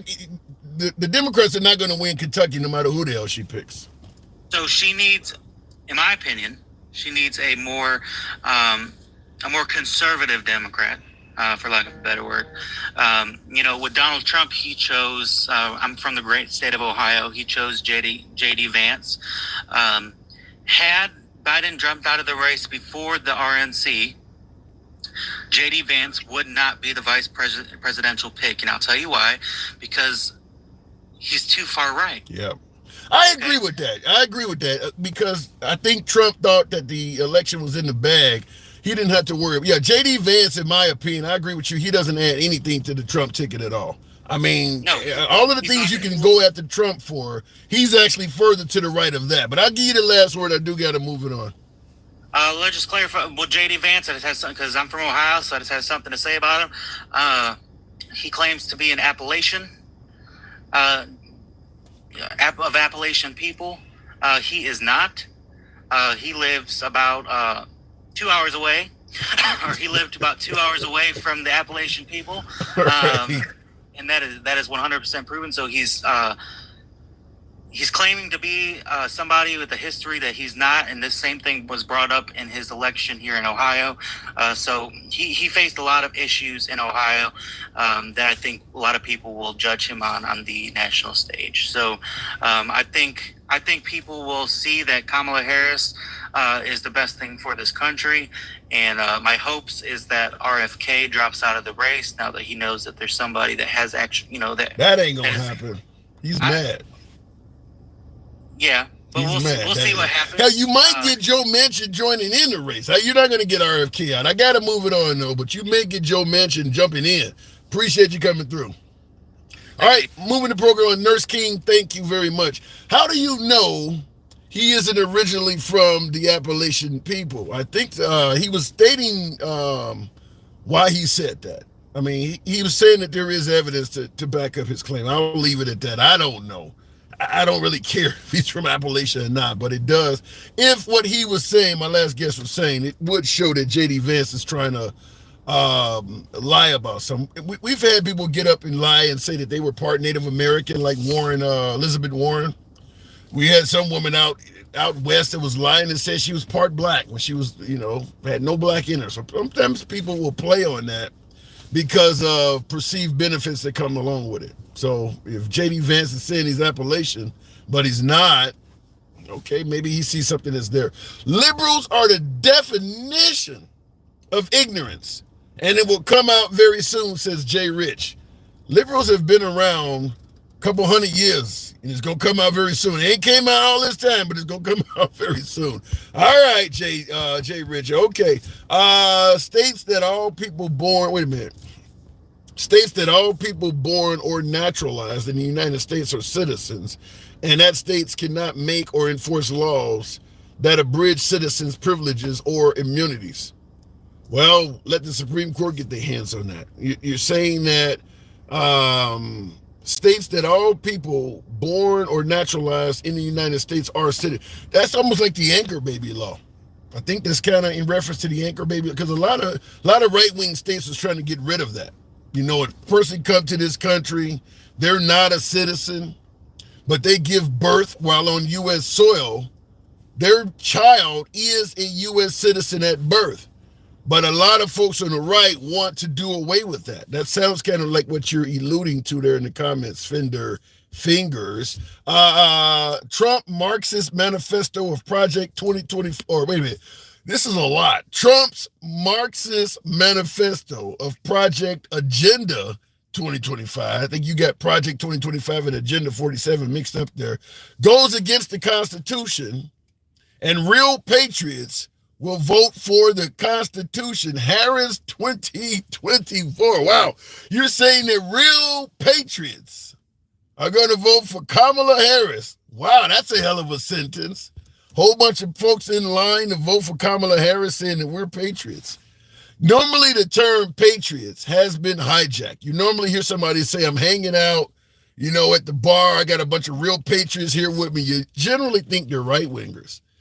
The term patriot has been kind of hijacked by the folks on the right, but because then it wasn't there a study recently that said if you see an American flag out in front of somebody's house, it kind of tells you who they're voting for. Do you guys agree? Let's say you go down the block and you see a lot of American flags in front of the homes.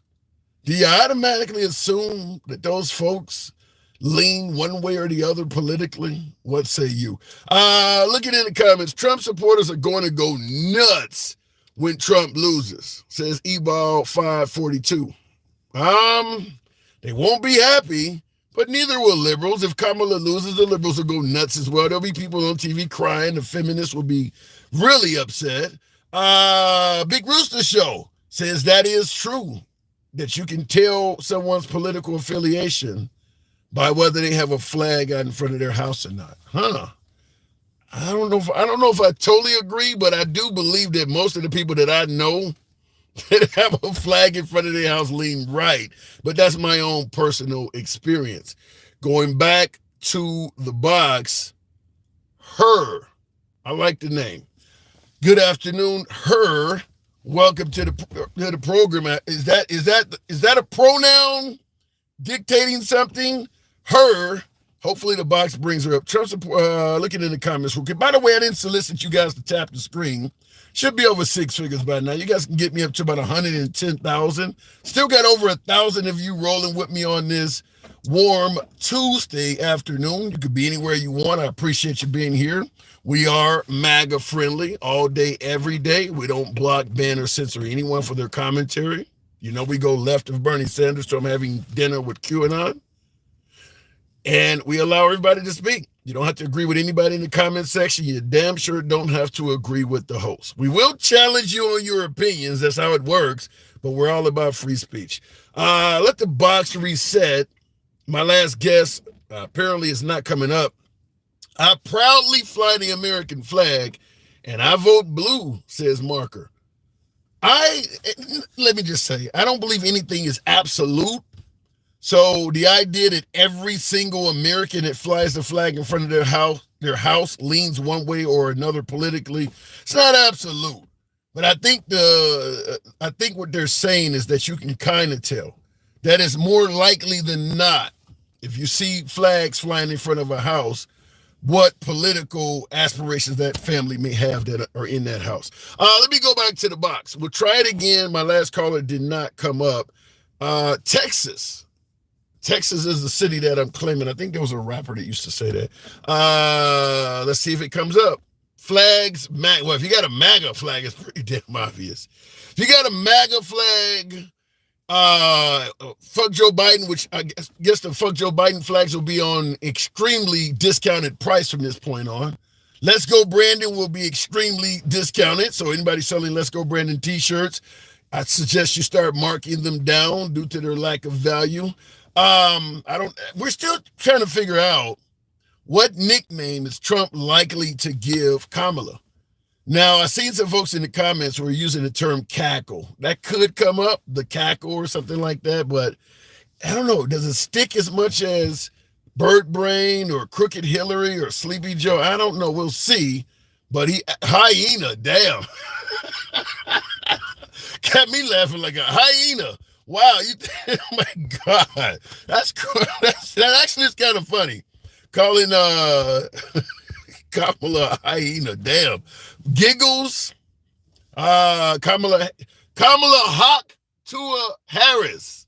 I see that in the comments by Oak the Goat. Well, let me say this. I personally got a chance to meet and greet Kamala for a very short period of time, but took a picture with me and the fam, got a chance to hug her. Hey, hug to her, shout out to her. She's really attractive in person. I'll say that about Kamala. I did get about 5 years ago, I think it was. Maybe a little bit, maybe a few more years beyond that, 5 or 6 years ago. Really tiny woman. Talking about Kamala Harris, tiny woman. If I was at my home studio, I'd put the picture up, but I do have a photo with Kamala Harris. Moving on with the show, Kamala MS, Kamala Miss Rhyme all the time, hot to a Joe to get. I can't pronounce with that. Brandon, I don't know what you're saying there. You're voting for her, asked the question. Texas, I need to hear what Kamala has to say. I will say this. I am very concerned about one particular aspect. I've said this many times on the show about Trump, and that is him offering to give police immunity from prosecution. I just posted a video on my TikTok site this morning of an African-American woman that called police for whatever reason, but they came in her house and was talking to her. And while they were talking to her, she went around an island in her kitchen and was getting a hot pot of water, I guess, to make coffee or whatever. And they shot her in the head, citing I didn't want her to throw the hot water on me from about 20 feet away. Now, the cops are standing right near the entryway to her home where they could have backed up and went out the door and popped her in the head because she had a pot of hot water and that she didn't step towards them. In fact, she put the water down on the stove and the pot. Immunity? I'm scared. That's all I want to say. That one issue is really important to me. Now, I might be, sound like I'm an idiot. When you look at the economy, inflation, the price of gas, wars breaking out, a lot of folks may say what I'm saying makes me look like I'm full of shit. But I will state, as someone who has no criminal history whatsoever, no arrest, any damn thing, I drive all day for a living. I'm in this damn car as a reason to earn income. The minute I get off of this live, I'm back at work. And I drive over 100 miles every single day. The idea that I could be pulled over by a member of law enforcement with full immunity is frightening to me. Now, fact is, the overwhelming majority of cops are not trying to harm anyone, including African Americans. But I don't want it to become a game of Russian roulette because they all have immunity. So that is something that is very concerning for me personally, that Trump has publicly stated that he wants to lower crime in liberal cities and work with liberal mayors and liberal governors to help lower crime by giving police, as he states, immunity from prosecution. Now, obviously, I'm going to bring up the elephant in the room. I'm not going to pretend like blacks don't commit a lot of crime in liberal cities. In democratic cities, the overwhelming majority of crime is committed by black people, period. So these are the cities he's talking about. And to bring down crime in those cities, he stated he wants to give police immunity. I'm in those damn cities. The cop don't know if you have a criminal record when they first encounter you. I'm frightened by that. I would love $2 gas. I would love to cut inflation. I would love for a lot of global affairs to end if Trump could do that. But giving police immunity where I might come in contact with one of them is frightening to me personally. That's just my take. Maybe you have a different opinion. Maybe you're not worried about it. Maybe you're not concerned. But the idea that somebody could pull you over and have that much power over you, whereas doesn't matter what happens during the interaction, they already have immunity, is something I'm concerned with. And I'll leave it at that. Looking in the comments, Big Rooster Show says Kamala is 100 times smarter than the folks throwing shade. Well, the woman is accomplished. So I got to assume she probably is more intelligent than a lot of her detractors. I mean, she has a law degree and you name it. So I can understand it. Moran says, Tim, since the 2016 election, 20 million boomers have passed away. Wow. While 41 million Gen Z have come to voting age. Gen Z primarily supports Democrats. With numbers like that, can Trump really win? Yes and no. Now, what you're saying is a lot of old people have died since the 2016 election. And a lot of younger folks have been born. Now, he's saying 20 million boomers have died and 41 million young folks have been born. So can Trump really win? First thing, we'll tackle it from two angles. First of all, the older crowd, the boomers, vote in much higher. There's a much higher percentage that a boomer is going to show up to the polls than someone from Gen Z. So even though there may be boomers dying off, they vote in much higher numbers than Gen Z. And boomers tend to be more conservative. Gen Z tends to be more progressive. Not even liberal, but progressive. The young crowd is damn near progressive. So can Trump win with so many old folks dying off and so many new folks being born? As I said, yes and no. Biden versus Trump. Trump can win because the younger crowd is not very energized to vote for Biden. At the end of the day, Biden is a Gen Z. I mean, he's a boomer and beyond. Shit, Biden is almost part of the damn silent generation. He goes, when was Biden born? 1938 or something like? I mean, he goes way back. So you're not going to have a lot of young folks energized by Biden. But Kamala's different. I think Kamala's almost 60. But she appears to even be younger than that. She don't even look that old. So under those actual truths, yeah, it's a real good possibility that Kamala could beat Trump in regards to that. If she can energize that younger audience that, as Moran is pointing out, are very unlikely to vote for Trump, it could be done. Get that Genocide Joe crowd that was not going to touch Biden to come over. Get some of those progressives like Moo that hate Biden or really don't like Biden, but are likely to come. Yeah, it could happen. It could certainly happen. Foster, I appreciate the super chat on YouTube, says this Gen Z for Kamala narrative is horseshit. Gen Z here for Trump. All the young men my age are voting for Trump. Foster, I think you're in the minority. I really do. I think if you start talking about Americans under 30, what time period for Gen Z? What is the years they were born from and to? I'm in the category of 1965 to 1980 or some shit like that. I think that's my category for my generation. I don't know exactly what it is, but under 30, they're mostly voting liberal. You're talking about your generation. There's some MAGA, and I don't disagree. Nothing's 100%. But the under 30 crowd is overwhelmingly left. The colleges and universities, all the places you guys hate. I mean, whether it's listening to rap music, there's no whole bunch of conservatives in that crowd. So I don't know about that. Foster says, Tim, stop lying about the immunity. It's for official acts only, just like the presidential immunity. All reports will still be investigated. Body cams mandatory. It's not full immunity, spreading fear. That is false, Foster, and I appreciate your support of the program. He's on video saying, I want to work with Democratic mayors and Democratic governors to bring crime down in our liberal cities. I want to get a police immunity from prosecution. This isn't about official acts only and all of that kind. By the way, most of the time, the police abuse folks. It's in uniform, so that is official acts. So when you say stop lying about the immunity, it's for official acts only, that's usually when the abuse takes place. It's during the course of an official act. George Floyd or Rodney King, all of that shit happened during the course of an official act.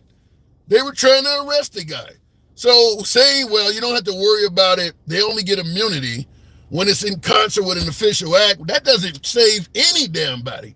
Because most of this is not happening from an off-duty cop in plain clothes. It's happening while they're in official duty.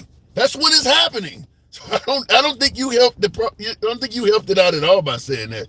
Tim, you missed like 4 of my super chats. I'm catching up to you, Foster, and I do appreciate that. The device did not warn me of that, so my apologies, but I disagree with you on quite a bit of that. Pulling people over is an official act. Right. The overwhelming majority of the stories you see in the news, whereas police are involved in controversial arrests, beatings, shootings, forfeitures, and seizures, all of that, all of it, almost 100% damn near, is in the course of an official act. Almost everything you see on television is in the course of an official act. So saying they will only be granted immunity for official acts saves no one. I mean, it literally makes no difference at all in that. Let me go back to the box. MAGA will lie to help Trump. Think any liberals will lie to help Kamala? How many liberals lied about Biden's cognitive ability? So I hear what you're saying. I don't disagree that MAGA may tell a few lies here or there to help Trump, but I'm not going to pretend like some liberals were not lying to us to help Biden. I think it's pretty obvious at this point that plenty liberals came on television portraying Biden as something they didn't believe behind the scenes. And by the way, there was a host of folks saying it, that, they're telling you this, but behind the scenes, I'm talking to these people, and that's not what they're saying. George Clooney came out and said it. So clearly the liberals were lying to help Biden. I don't think at this point that's even disputable anymore, because there were simply too many liberals coming out and saying it. Yeah, they're telling us this behind the scene, but on TV they're saying this. Slowly but surely, more of them got courage to come forward, and that's where we are now. Tap the screen, get the likes up to about 20,000. Do appreciate that. We'll go to our chaotic dog. Good afternoon. Welcome to the program. I'm an Alzheimer's nurse. He was fine at the rallies after the debate. Well, you're going to have a Super Bowl type audience watching you during the debate. You don't come out there and screw up and say you got a cold or whatever. They should have stopped him. If you know he gonna sound like this, and then obviously him losing his train of thought and all of that, it is what it is. Now, he was indeed fine after the debate. I saw that, what you're talking about, but maybe that's because he wasn't under pressure at that point. He was around a friendly audience. Maybe he had teleprompters. I mean, he had to be propped up. His failing at the debate was all people needed to see. I mean, he tried a lot of things. He had interviews, sat down with George Stephanopoulos, took questions. You messed up on game day. I don't care how well you performed in practice or how well you performed later. You failed on game day. So it's kind of it for him. I don't know what happened with my box, but we'll keep it moving. We'll try another caller. Common Sense, which is actually what the rapper Common used to go by before he got sued. Common Sense. We talk too much. Let's go to war for our people. Why do we need to go to war, Sheer? Common Sense, good afternoon. Hey, what's going on? Not much at all. What do you think? Kamala is now at the top of the ticket. I am very enthused. I can't wait to vote for her. I think she's going to beat Trump. How did you feel when Biden was at the top of the ticket? I voted for him in 2020. I figured they were either going to have some kind of plan if he was getting too old, because I figured he was too old then. Now Trump's the old guy, right? Yeah. But were you going to vote? If they had kept Biden at the top of the ticket, did he have your vote locked up? Oh, for sure. I'm an anti-Trump guy. Anti-Trump guy. Now, let me read a super chat. By the way, tap the screen, folks. Get the likes up to about 120. You can certainly let that happen if your thumbs are not lazy. The same party, this came from Foster, the same party that lied to you about Biden for 4 years, said he was sharp as a sword and that there was nothing wrong with him, will now tell you that, oh my God, now he said camel toe with a K. Kamala, but that actually might be a nickname for, well, Trump can't use that. But anyway, here's what he's saying, and that there was nothing wrong with President Biden will now tell you that Kamala is qualified. Trump bled for us in the USA. Now, Common Sense, what about the notion that Trump is so patriotic he took a bullet for this country? I think it's laughable that Trump is patriotic. I've seen what he did on January 6th. He said all the election lies. He's, to me, anything but. a great presidential candidate or patriotic. I think if I got to repeat myself 3 times just for them to me to hear it, that's how they understand cult behavior. That's what I'll do. Well, I mean, the man was shot damn near in the face. And do you give him any credit at all for him getting up, putting up a fist saying, fight, fight, fight? The photo looks like something you've seen at the rubble of 9/11 or the taking of Iwo Jima. Everything was there, but an eagle landed on his fist. Does that not make him look strong at all to you? I think just because of his character for all the years, you get a lot of people even yelling conspiracy theory, and I think that's pretty sad when something does really happen. People will immediately go to conspiracy theory, but I don't think if he just would have stood up and said something else with his fist in the air, yeah, but by saying fight, fight, fight 3 times in a row like they love, he's just going right back into the cult-like behavior and out in division again. Yeah, but that shows that the man is, he is tough to some degree. He could have been cowering and worrying about his life and like, get me the hell up out of here. That was the last thing he was trying to do. He was like, no, I want to stay here and address the people, let them know I'm okay, and tell them to fight on for their country. Apparently what he was doing was, this is what came out. It could be true or it could not be. What they stated was, he wanted to let the folks know, just in case he was at the end of his life, that they should continue to fight on. That sounds like something coming out of Mel Gibson's mouth at the end of Braveheart. But I want to read this comment to you before we move on.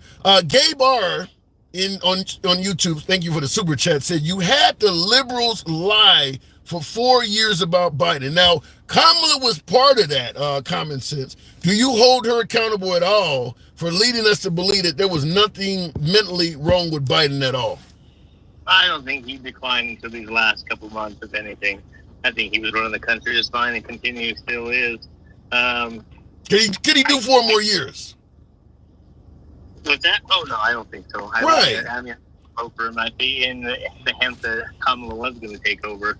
But, I mean, in the same sense, it's the rhetoric for 4 years of lock up Hillary, lock up Biden, and none of that stuff happened. You know what I mean? Yeah. So, but you're making it clear that you would have voted for a guy that you don't even believe could have survived 4 more years, and we're all admitting that Kamala was leading us to believe that he would.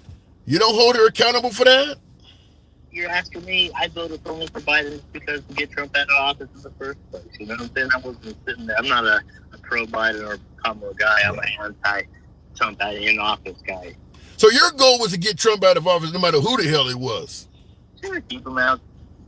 Okay, and before I move it on, Foster in YouTube, oh my God, he said your caller, referring to you comments, says your caller sounds like he's had 1 too many soy lattes.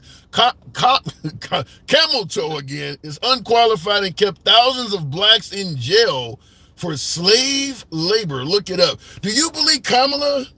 That sounds a bit strong, Foster, but do you believe that Kamala was doing that? Keeping folks slave labor? I think I don't drink, first off, but I think they're going to come up with a lot of rhetoric at the last minute. And where was all this rhetoric for the last 4 years? You know, they were focused on Biden, and now they're scrambling for rhetoric on her. Yeah. Well, that's politics. All right, common sense. Appreciate you coming through. So, Kamala it is for you, correct? Yep. You do feel like she has a better chance than Biden? Oh, for sure. Hands down. All right. Thanks for coming through. Yep, have a good one. You too. Moving on. And by the way, somebody's message on YouTube, thank you for the super chat, but your message, it says redacted, so I don't know if you took your message back. Tim is elitist. Wow. And this came from, I don't think you're going to like me reading this, but because it shows what he said is incorrect. I do read random messages when they say, Tim is elitist. He gets constant super chats and ignores us poor, normal folks.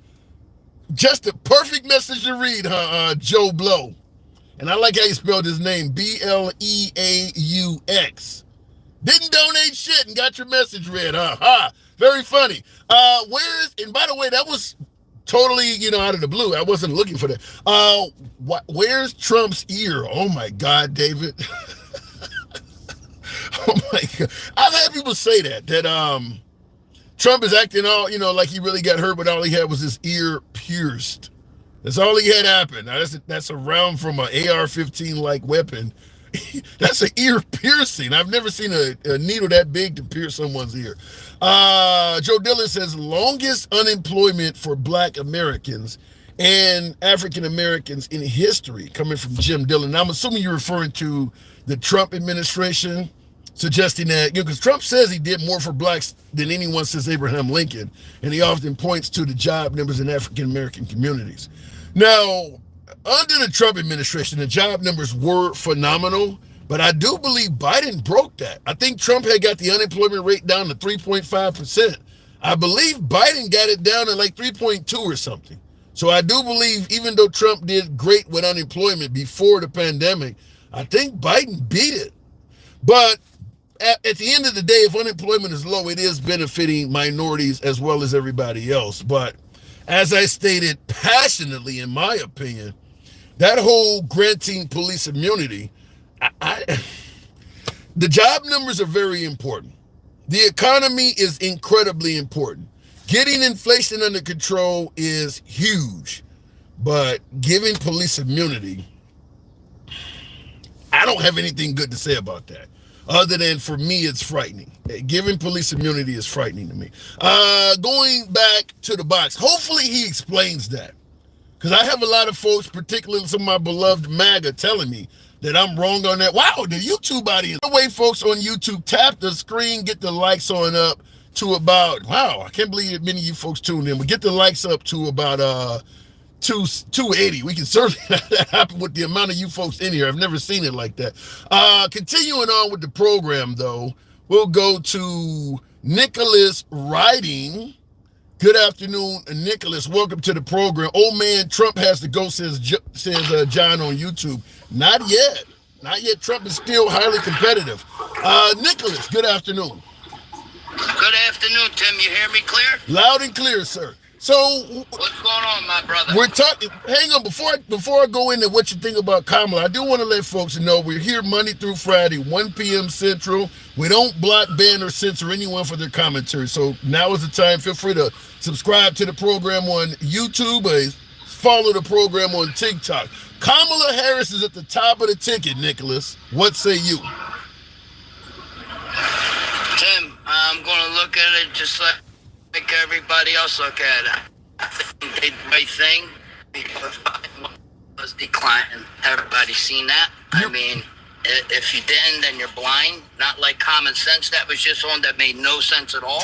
But, you know, everybody has their right to speak in their opinion. Okay, so I think they did the right thing.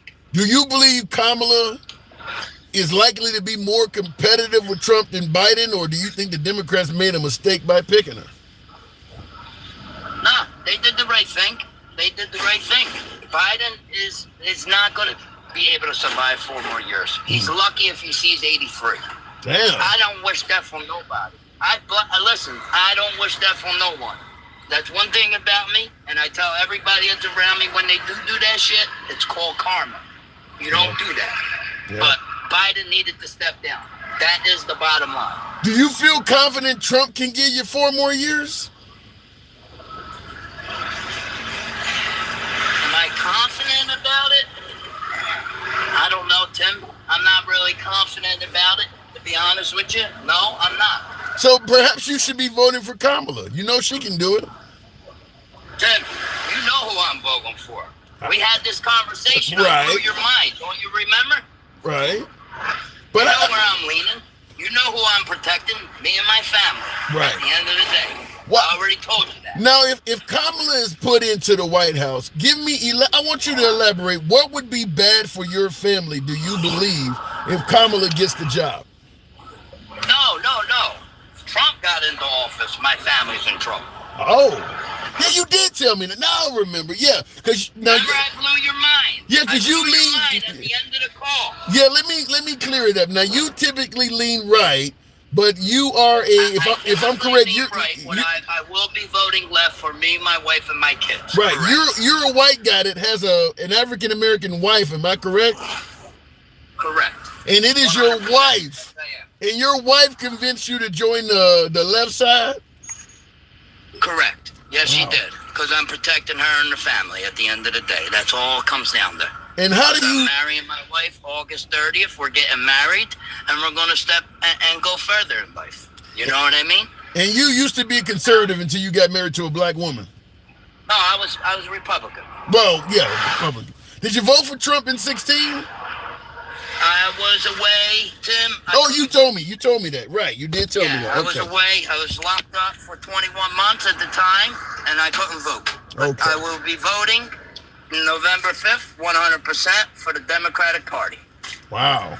I do remember. You know, people are going to say what they want to say, this, that, and the third. But you know what, Tim? I got to protect mine. And that's what it comes down to, protecting me and my family. Well, then I'm going to ask you to elaborate. How do you view Trump as a danger to your family? Because Trump would stay, if you talk to MAGA or even Trump, they would suggest that they're the ones that do the most for African Americans, like your wife, and that it is the Democrats that is the party of the KKK and racism and all of that. So why wouldn't you vote for MAGA or the Trump side of the aisle if you were trying to defend your family that is partially black?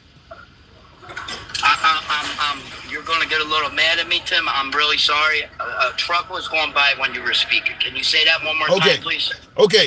The way you hear it from the folks on the right is that it is indeed Biden that, and the Democrats tied to the KKK or Biden and his crime bill.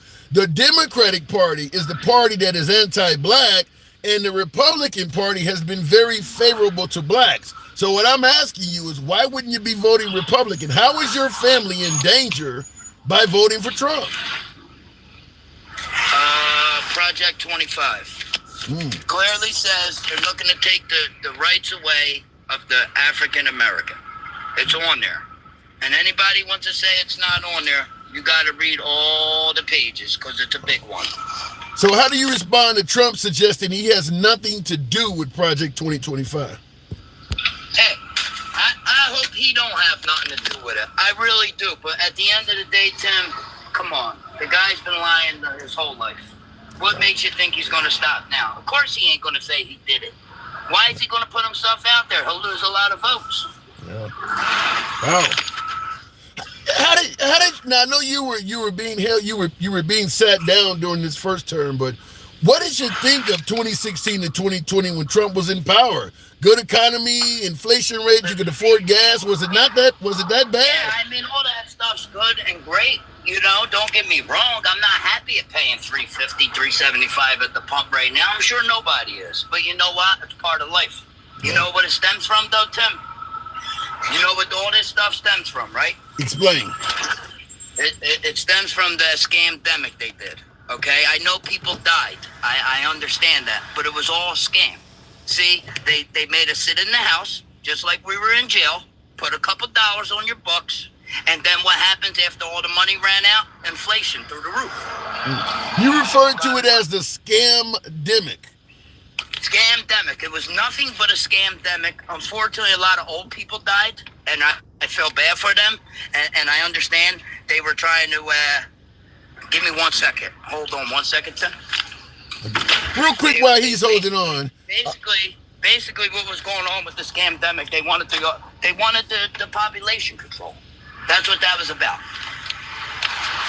And who was doing this? Who was leading this awful exploit that you're talking about?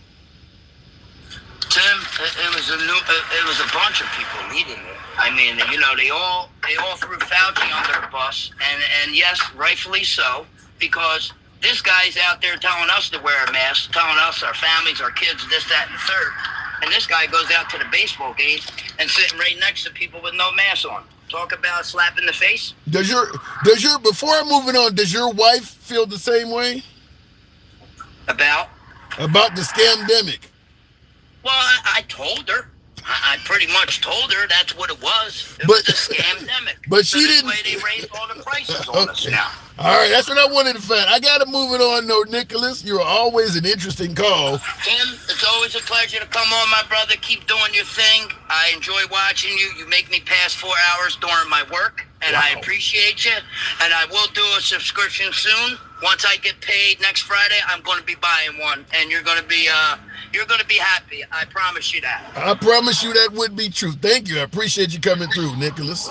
Absolutely, Tim. You have a blessed day. God bless you and your family, my Anytime. brother. Appreciate it. Real quick, Colonizer, and by the way, I always want to thank my subscribers, the few I do have. You certainly get first dibs in the box when it comes to the callers, so understand it. Colonizer Kamala wishes she was black, saying that now we went from camel toe to, or Kamala toe, whatever it was pronounced, but Colonizer Kamala wishes, in caps, wishes she was black. She enslaved more blacks than any white American alive today when she was in charge. MAGA is too big to rig. Wow, that's some passionate shit. But the idea that Kamala enslaved more blacks than any white American alive today, well, I don't know where to go with that. I'll leave that part to it. Enslaved more blacks, huh? Wow. Moving on with the program, I did want to acknowledge another super chat. Tim, Trump was golfing the next day. Yeah, David, I do know that, and thank you also for the super chat suggesting that the day after Trump had an attempt on his life, he went golfing. I don't personally hold that against Trump at all in any way, shape, or form. The man went through an incredibly traumatic event. Maybe that's what he would do to calm his nerves down. Maybe I would have went walking. I like to go on long walks. Somebody else may have just sat there and laid back and stared at the ceiling. I can't hate on anyone that does anything the day after somebody tried to take their lives. I mean, doesn't matter how much you like Trump or how much you hate him. I can't fault him for going golfing. And I have heard that. I have heard that he went golfing the day after. So folks are suggesting, well, that means he didn't take it seriously. I don't know what a person does to calm themselves down after going through an event that was that traumatic. I mean, now we thought, with emphasis on thought, leading up to the RNC, that maybe he had an epiphany and was going to be promoting unity. Because the Republican Party absolutely was. We need to stop the rhetoric. We need to stop the name calling. We need to stop the promotion of violence. We had shows on it here because suddenly the whole issue with Nancy Pelosi's husband came up in reference to, why are you laughing at something that bad that happened to Trump? And the pushback was, well, he didn't have a problem when it happened to Nancy Pelosi's husband. But I think many of us believed that Trump coming that close to losing his life maybe had an epiphany. Maybe was going through PTSD until the RNC speech on Thursday, where he became Trump incarnate. We know that is not true now. We know Trump is still the man Trump was. But we'll look at it like that. By the way, tap the screen. 140,000 likes is possible with over 1,000 of you here. Smash that like button on YouTube. Helps out the algorithm. We are MAGA friendly. All day, every day. We don't block, ban, or censor anyone for their commentary. We go left of Bernie Sanders, so I'm having dinner with QAnon. You don't have to agree with anyone in the comment section. You don't have to agree with the damn host. That's how the program's been ran from day one. We're here Monday through Friday, 1 p.m. Central, 1,300 hours is where you'll find us. Feel free if you enjoy civilized dialogue from all walks of the aisle without any censorship. Follow the program on TikTok, a subscription on YouTube, if you will, Monday through Friday, 1 p.m. Central. Going back to the box. We'll keep the program moving with Sneakerhead Rome. Kamala at the top of the ticket. Does it make a difference? Is it the right thing for the Democrats to do, or is it something for Trump to celebrate under the guise where we can certainly win now? That's the opinion we're going to. Prosecutor versus felon 2024 with a bunch of exclamation points, says Pepe. And that likely will be what Kamala will bring up. So traumatic that he needed to make $1 off the tragedy, says AKA. Well, there's no guarantee that Trump himself was the one that decided to come up with all the ideas to make money off the tragedy. I mean, he has a team of people working for him. So everything from the shirts to the shoes could have been somebody else's idea, and he could have just been like, yeah, I'll sign off on it or whatever, assuming that some folks may not already have power of attorney over his signatures to do that stuff. So I can't speak on that. I don't want to criticize somebody 24, 48 hours, even 72 hours after going through what Trump went through. I gotta give him leeway on that, because I don't really know how I would act if somebody did what he went through Now, the Secret Service is taking that person out. So there is nobody in existence to be angry with other than the Secret Service, which they've gotten rid of the head of the Secret Service now. She had to resign. So you're angry, but there's really nowhere to take it out. So I got to give him a pass on that. I don't know. I don't want to hold him accountable for how he acted after somebody tried to kill him. Still finding, I think that says one of my subscribers in the box. I think it says still finding. Having a bit of an issue bringing up guests. So understand I'm not trying to talk your ears off. We're trying to bring up other callers. 21 fallen angels. What does that mean? Did she... she resigned, I believe, today. They grilled the shit out of that lady yesterday. And you had Hakeem Jeffries on the left and folks on the right. So it was a bipartisan beating that she took. I mean, at the end of the day, regardless of how you feel about President Trump, there's no denying that the Secret Service dropped a lot of balls on that. A lot. They didn't cover the roof. There were folks in the crowd that saw them before they did. How the hell do somebody else, regular citizens, see this dude climbing on the roof and taking pictures of him? And you got people on the roof and none of y'all spot this thing? Trump got exceptionally lucky that literally the worst shooter there is was the one that got a chance to do that. Imagine if that was an Iranian national or somebody that was sent here to do that. How easy that would have been for them. I mean, we could have, because I was watching it live. I'm assuming some of you guys may have been also. We could have literally saw that guy's head explode on live television. I mean, I'm sitting there watching it. He touches his ear, and I mean, you hear the announcers on Fox like, this isn't good. I mean, you could have literally saw that guy's head explode. He got exceptionally lucky. Seemed like it would have led to an epiphany. Maybe I am doing something wrong in life if this happened. I don't know. I would have wanted to change something about me. Hell, I might have went on a damn diet if I came that close. I'm doing something wrong for this to happen. Foster says, Democrats, with demon in caps. Democrats lied about Biden's mental fitness, and they're lying about Trump and Project 2025. Democrats want to save democracy, but lied and tricked you and will now swap in whoever without a vote. So much for democracy.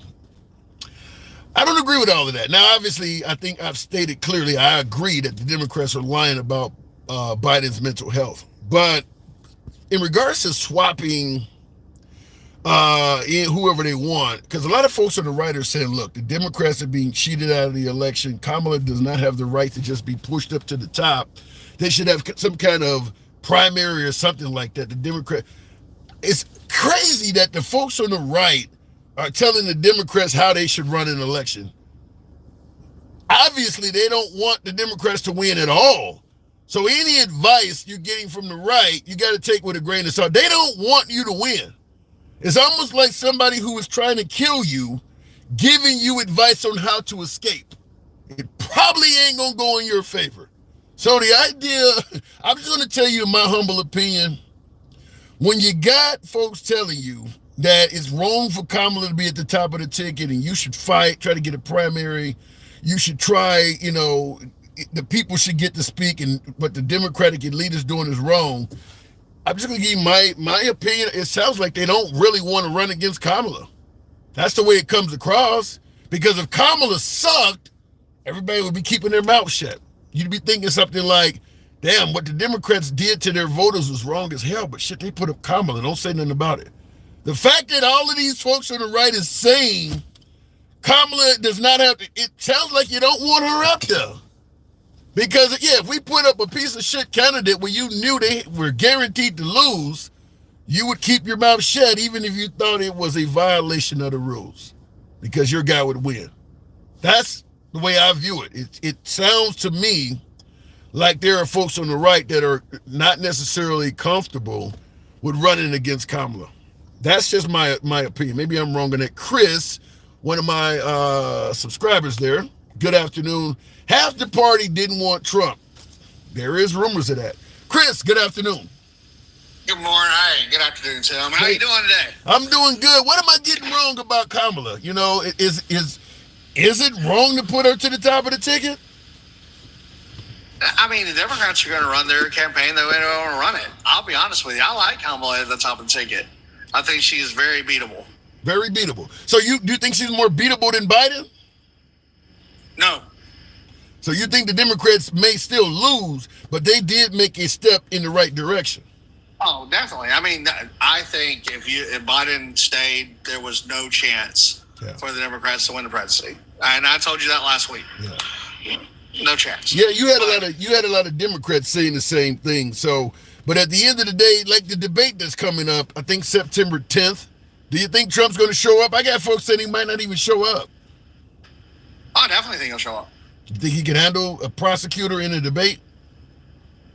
I think he can handle. I mean, Kamala Harris. Here's the thing. I don't think Kamala Harris really came across that well. You got to remember, Kamala Harris is from California. During the 2020 campaign, when she was running for president, she was ranking in the polls 8th in her home state in California. She got no delegates from any of them, but actually dropped out before Iowa. I don't think she's a great choice, but I think it's the choice they were stuck with. And it's a better choice than Biden, but that's a whole nother issue. I think anything was at this point a better choice than Biden. Right. Now you're obviously supporting Trump, correct? I have put my support to Trump on this election, yes. Now, do you consider yourself a traditional Republican, or are you MAGA? No, I am one of those independent people. I voted for Clinton. I voted for Obama. I have voted Democrat in the past. Did you vote for Hillary Clinton? No, I did not. Okay, so Trump. This is Trump's third go-round. Did you vote for him in each one of his runs? I did. Okay. All three. All right. So you do believe he was effective from 2016 to 2020? I think the country was heading in the right direction. We had a once in a lifetime, once in a century, whatever you want to call it, pandemic. I think the same thing happened with and I will say this, same thing happened with Senior Bush. Remember Senior Bush's approval rating at the end of the Gulf War? Yeah. I mean, it was insane. Yeah, and he too is a one-term president. And he is. And he got beat by the fact that he stood up there on the stage when he was running for president the first time saying, I will no new taxes. Yep. And then he raised taxes. Read my lips. Yeah, read my lips, no new taxes.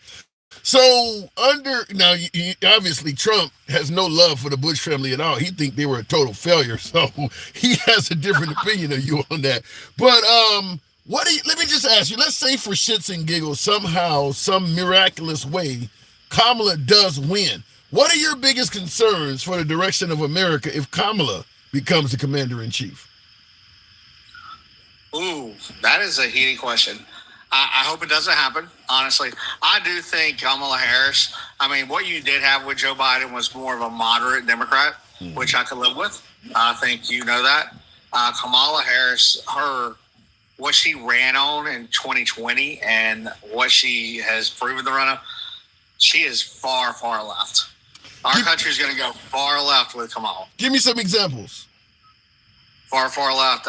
Nobel. She actually. Wait a minute. I'll let you continue, but you mentioned Nobel. If there is one thing the right is criticizing her on, is that she was too tough on crime. Now you've went all the way to the other side, and you said she's going to be for Nobel?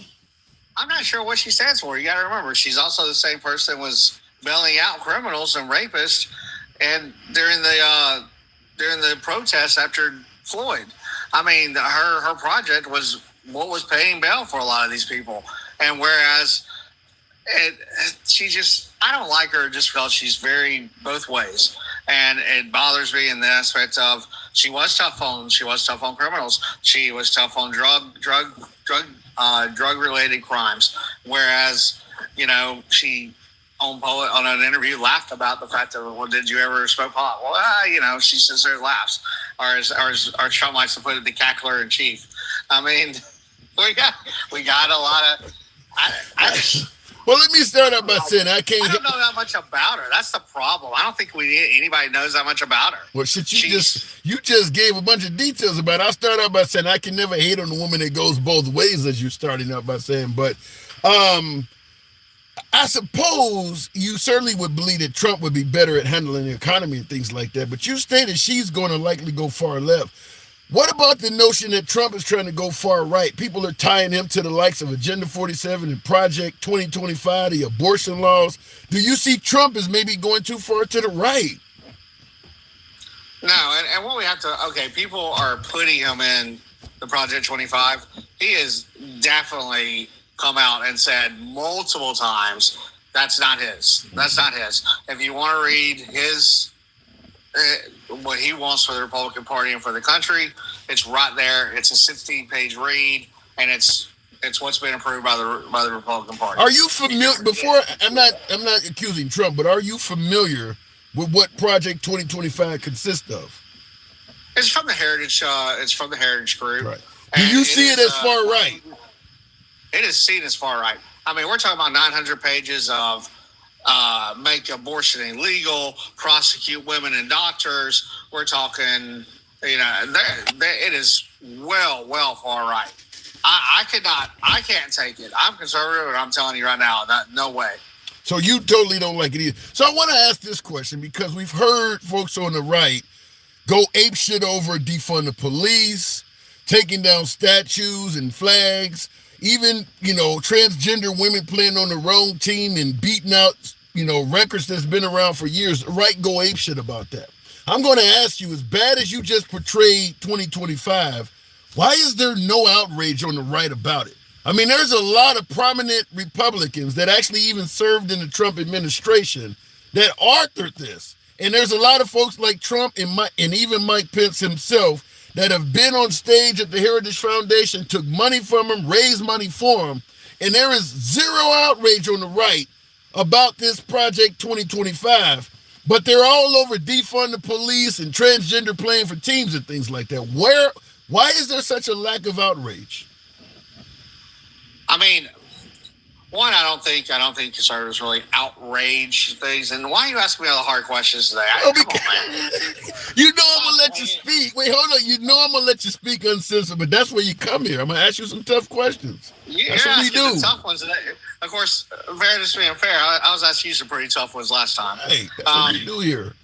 All right. I will say this. I think they are all distancing themselves from it. Now, I mean, it's kind of, when you're asking who we're taking money from, I think campaigns take money. It's a machine. It's meant to raise money so you get your message out there. I can say the same thing for Democrats. I think they've taken money from groups that are less than... I'm not hearing why there's lack of outrage in your conversation, though. I think there is like an outrage. I mean, they're distancing stuff from it. I think that's... I don't think there's really outrage. There was a ton of liberals distancing themselves from defund the police, and yet the right was pissed off about it. There was tons of outrage. There is no outrage about Project 2025 on the right. I think the difference there is when you have the people that are elected and in Congress and people running for president distancing themselves from it. That they're saying, hey, we're not a part of this. We're not a part of this. This is their writing. And at the same time, the counteract that, on the defund police, you had representatives in Congress vocally supporting it. Yeah. AOC, for sure. You said, wait, you're saying AOC, Alexandria Ocasio-Cortez, supported Project 2025? No, defund the police. Oh. I'm saying there's a difference. I think in politics, you distance yourself from it. Either you distance yourself from it, or you say, "Yeah, that's a great idea." The difference is, you have elected officials distancing themselves from it. I don't know. I don't know if that's totally true there, Chris. I think there are plenty of right-wing politicians that have not distanced themselves from Project 2025. In fact, as I stated, several of the authors of different chapters of Project 2025 actually were part of the Trump administration. You can't distance yourself from something you actually authored. Well, if if you notice, none of his cabinet members read the RNC. So yeah, he's definitely distanced himself from it. Yeah. In that aspect. It's gonna be hard though if you're not criticizing members of your own administration that wrote this stuff. It's gonna be hard for you to just simply say I ain't got nothing to do with it. The people you had working for you wrote this, and then you went to the Heritage Foundation where they're from and was promoting the Heritage Foundation. I mean, the amount of links to Trump, the Heritage Foundation, and Project 2025, it's all over the place. I mean, like I said, he's linked to people who wrote it. He's linked to the Heritage Foundation where it came from. I mean, and his name is mentioned in the document over a dozen times. I wave the right flag on the Project 25. Well, you're always welcome back here. He's not going to do it. Yeah. And I do not think he's going to do it. Now, I have a question for you, for the Sure. Democrats, for the liberals out there. Somebody said 290 times. Is that many? Go ahead. We're running our campaign on saving democracy. How is this a democratic process when Kamala Harris is becoming the front runner? I just want to understand that. You saying the Democrats are running on saving democracy, and how can it? This is what they've been running. Right. And now Biden does step down, and he did endorse Kamala, which is great. But it's just like she's just been thrown in. She's now in. There were 14 million Democrats that voted for Biden, not Kamala. How is that democracy? How are we disenfranchising them? Because they're scared of Trump. That's I agree. I understand what you're saying. You're saying that they should have a primary or something. They shouldn't just promote Kamala to the top of the ticket. But when we're talking about Project 2025, they're going to get their ducks in a row. I'll give you a perfect example. I'm going to use race a little. Let's say you got two African Americans that get arrested and thrown in prison in an all-white state, but they're from the Crips and Bloods. They are enemies in Los Angeles, but they don't got in trouble, and now they're in an all-white prison surrounded by Aryans and all. They're going to become friends for the sake of democracy. That's what's happening. They're going to overlook what you might be suggesting about putting Kamala to the top of the ticket. If they're faced with Project 2025, they'll get their ducks in a row. They can deal with that later. I think that's what's going on. Okay.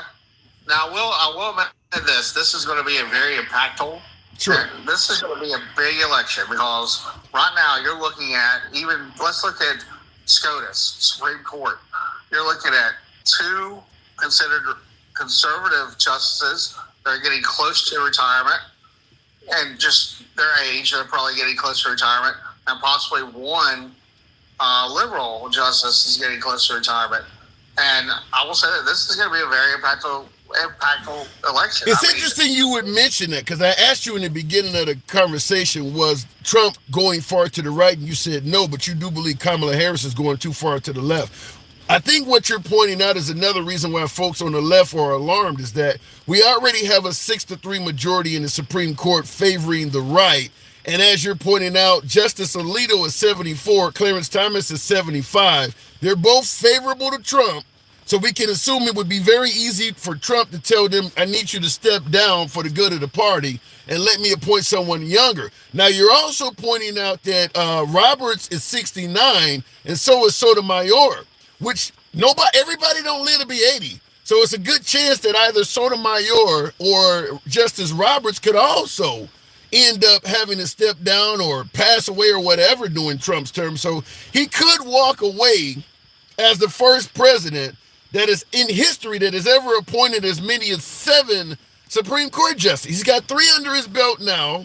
He's likely to get Clarence Thomas and Alito. That would give him 5.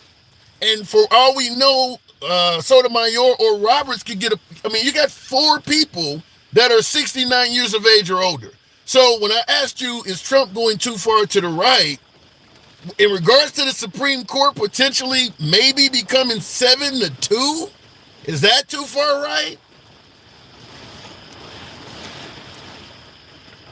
I will say that I think I personally like conservative judges on the bench, only because I think they do decide according to what the Constitution says, and they don't take a lot of the feelings involved in it. But I will say this, and you can tell me I'm crazy, but we'll talk in a few years. Whoever wins this election, be it Democrat or Republican, I think they will control the White House for the next 12 years. Wow.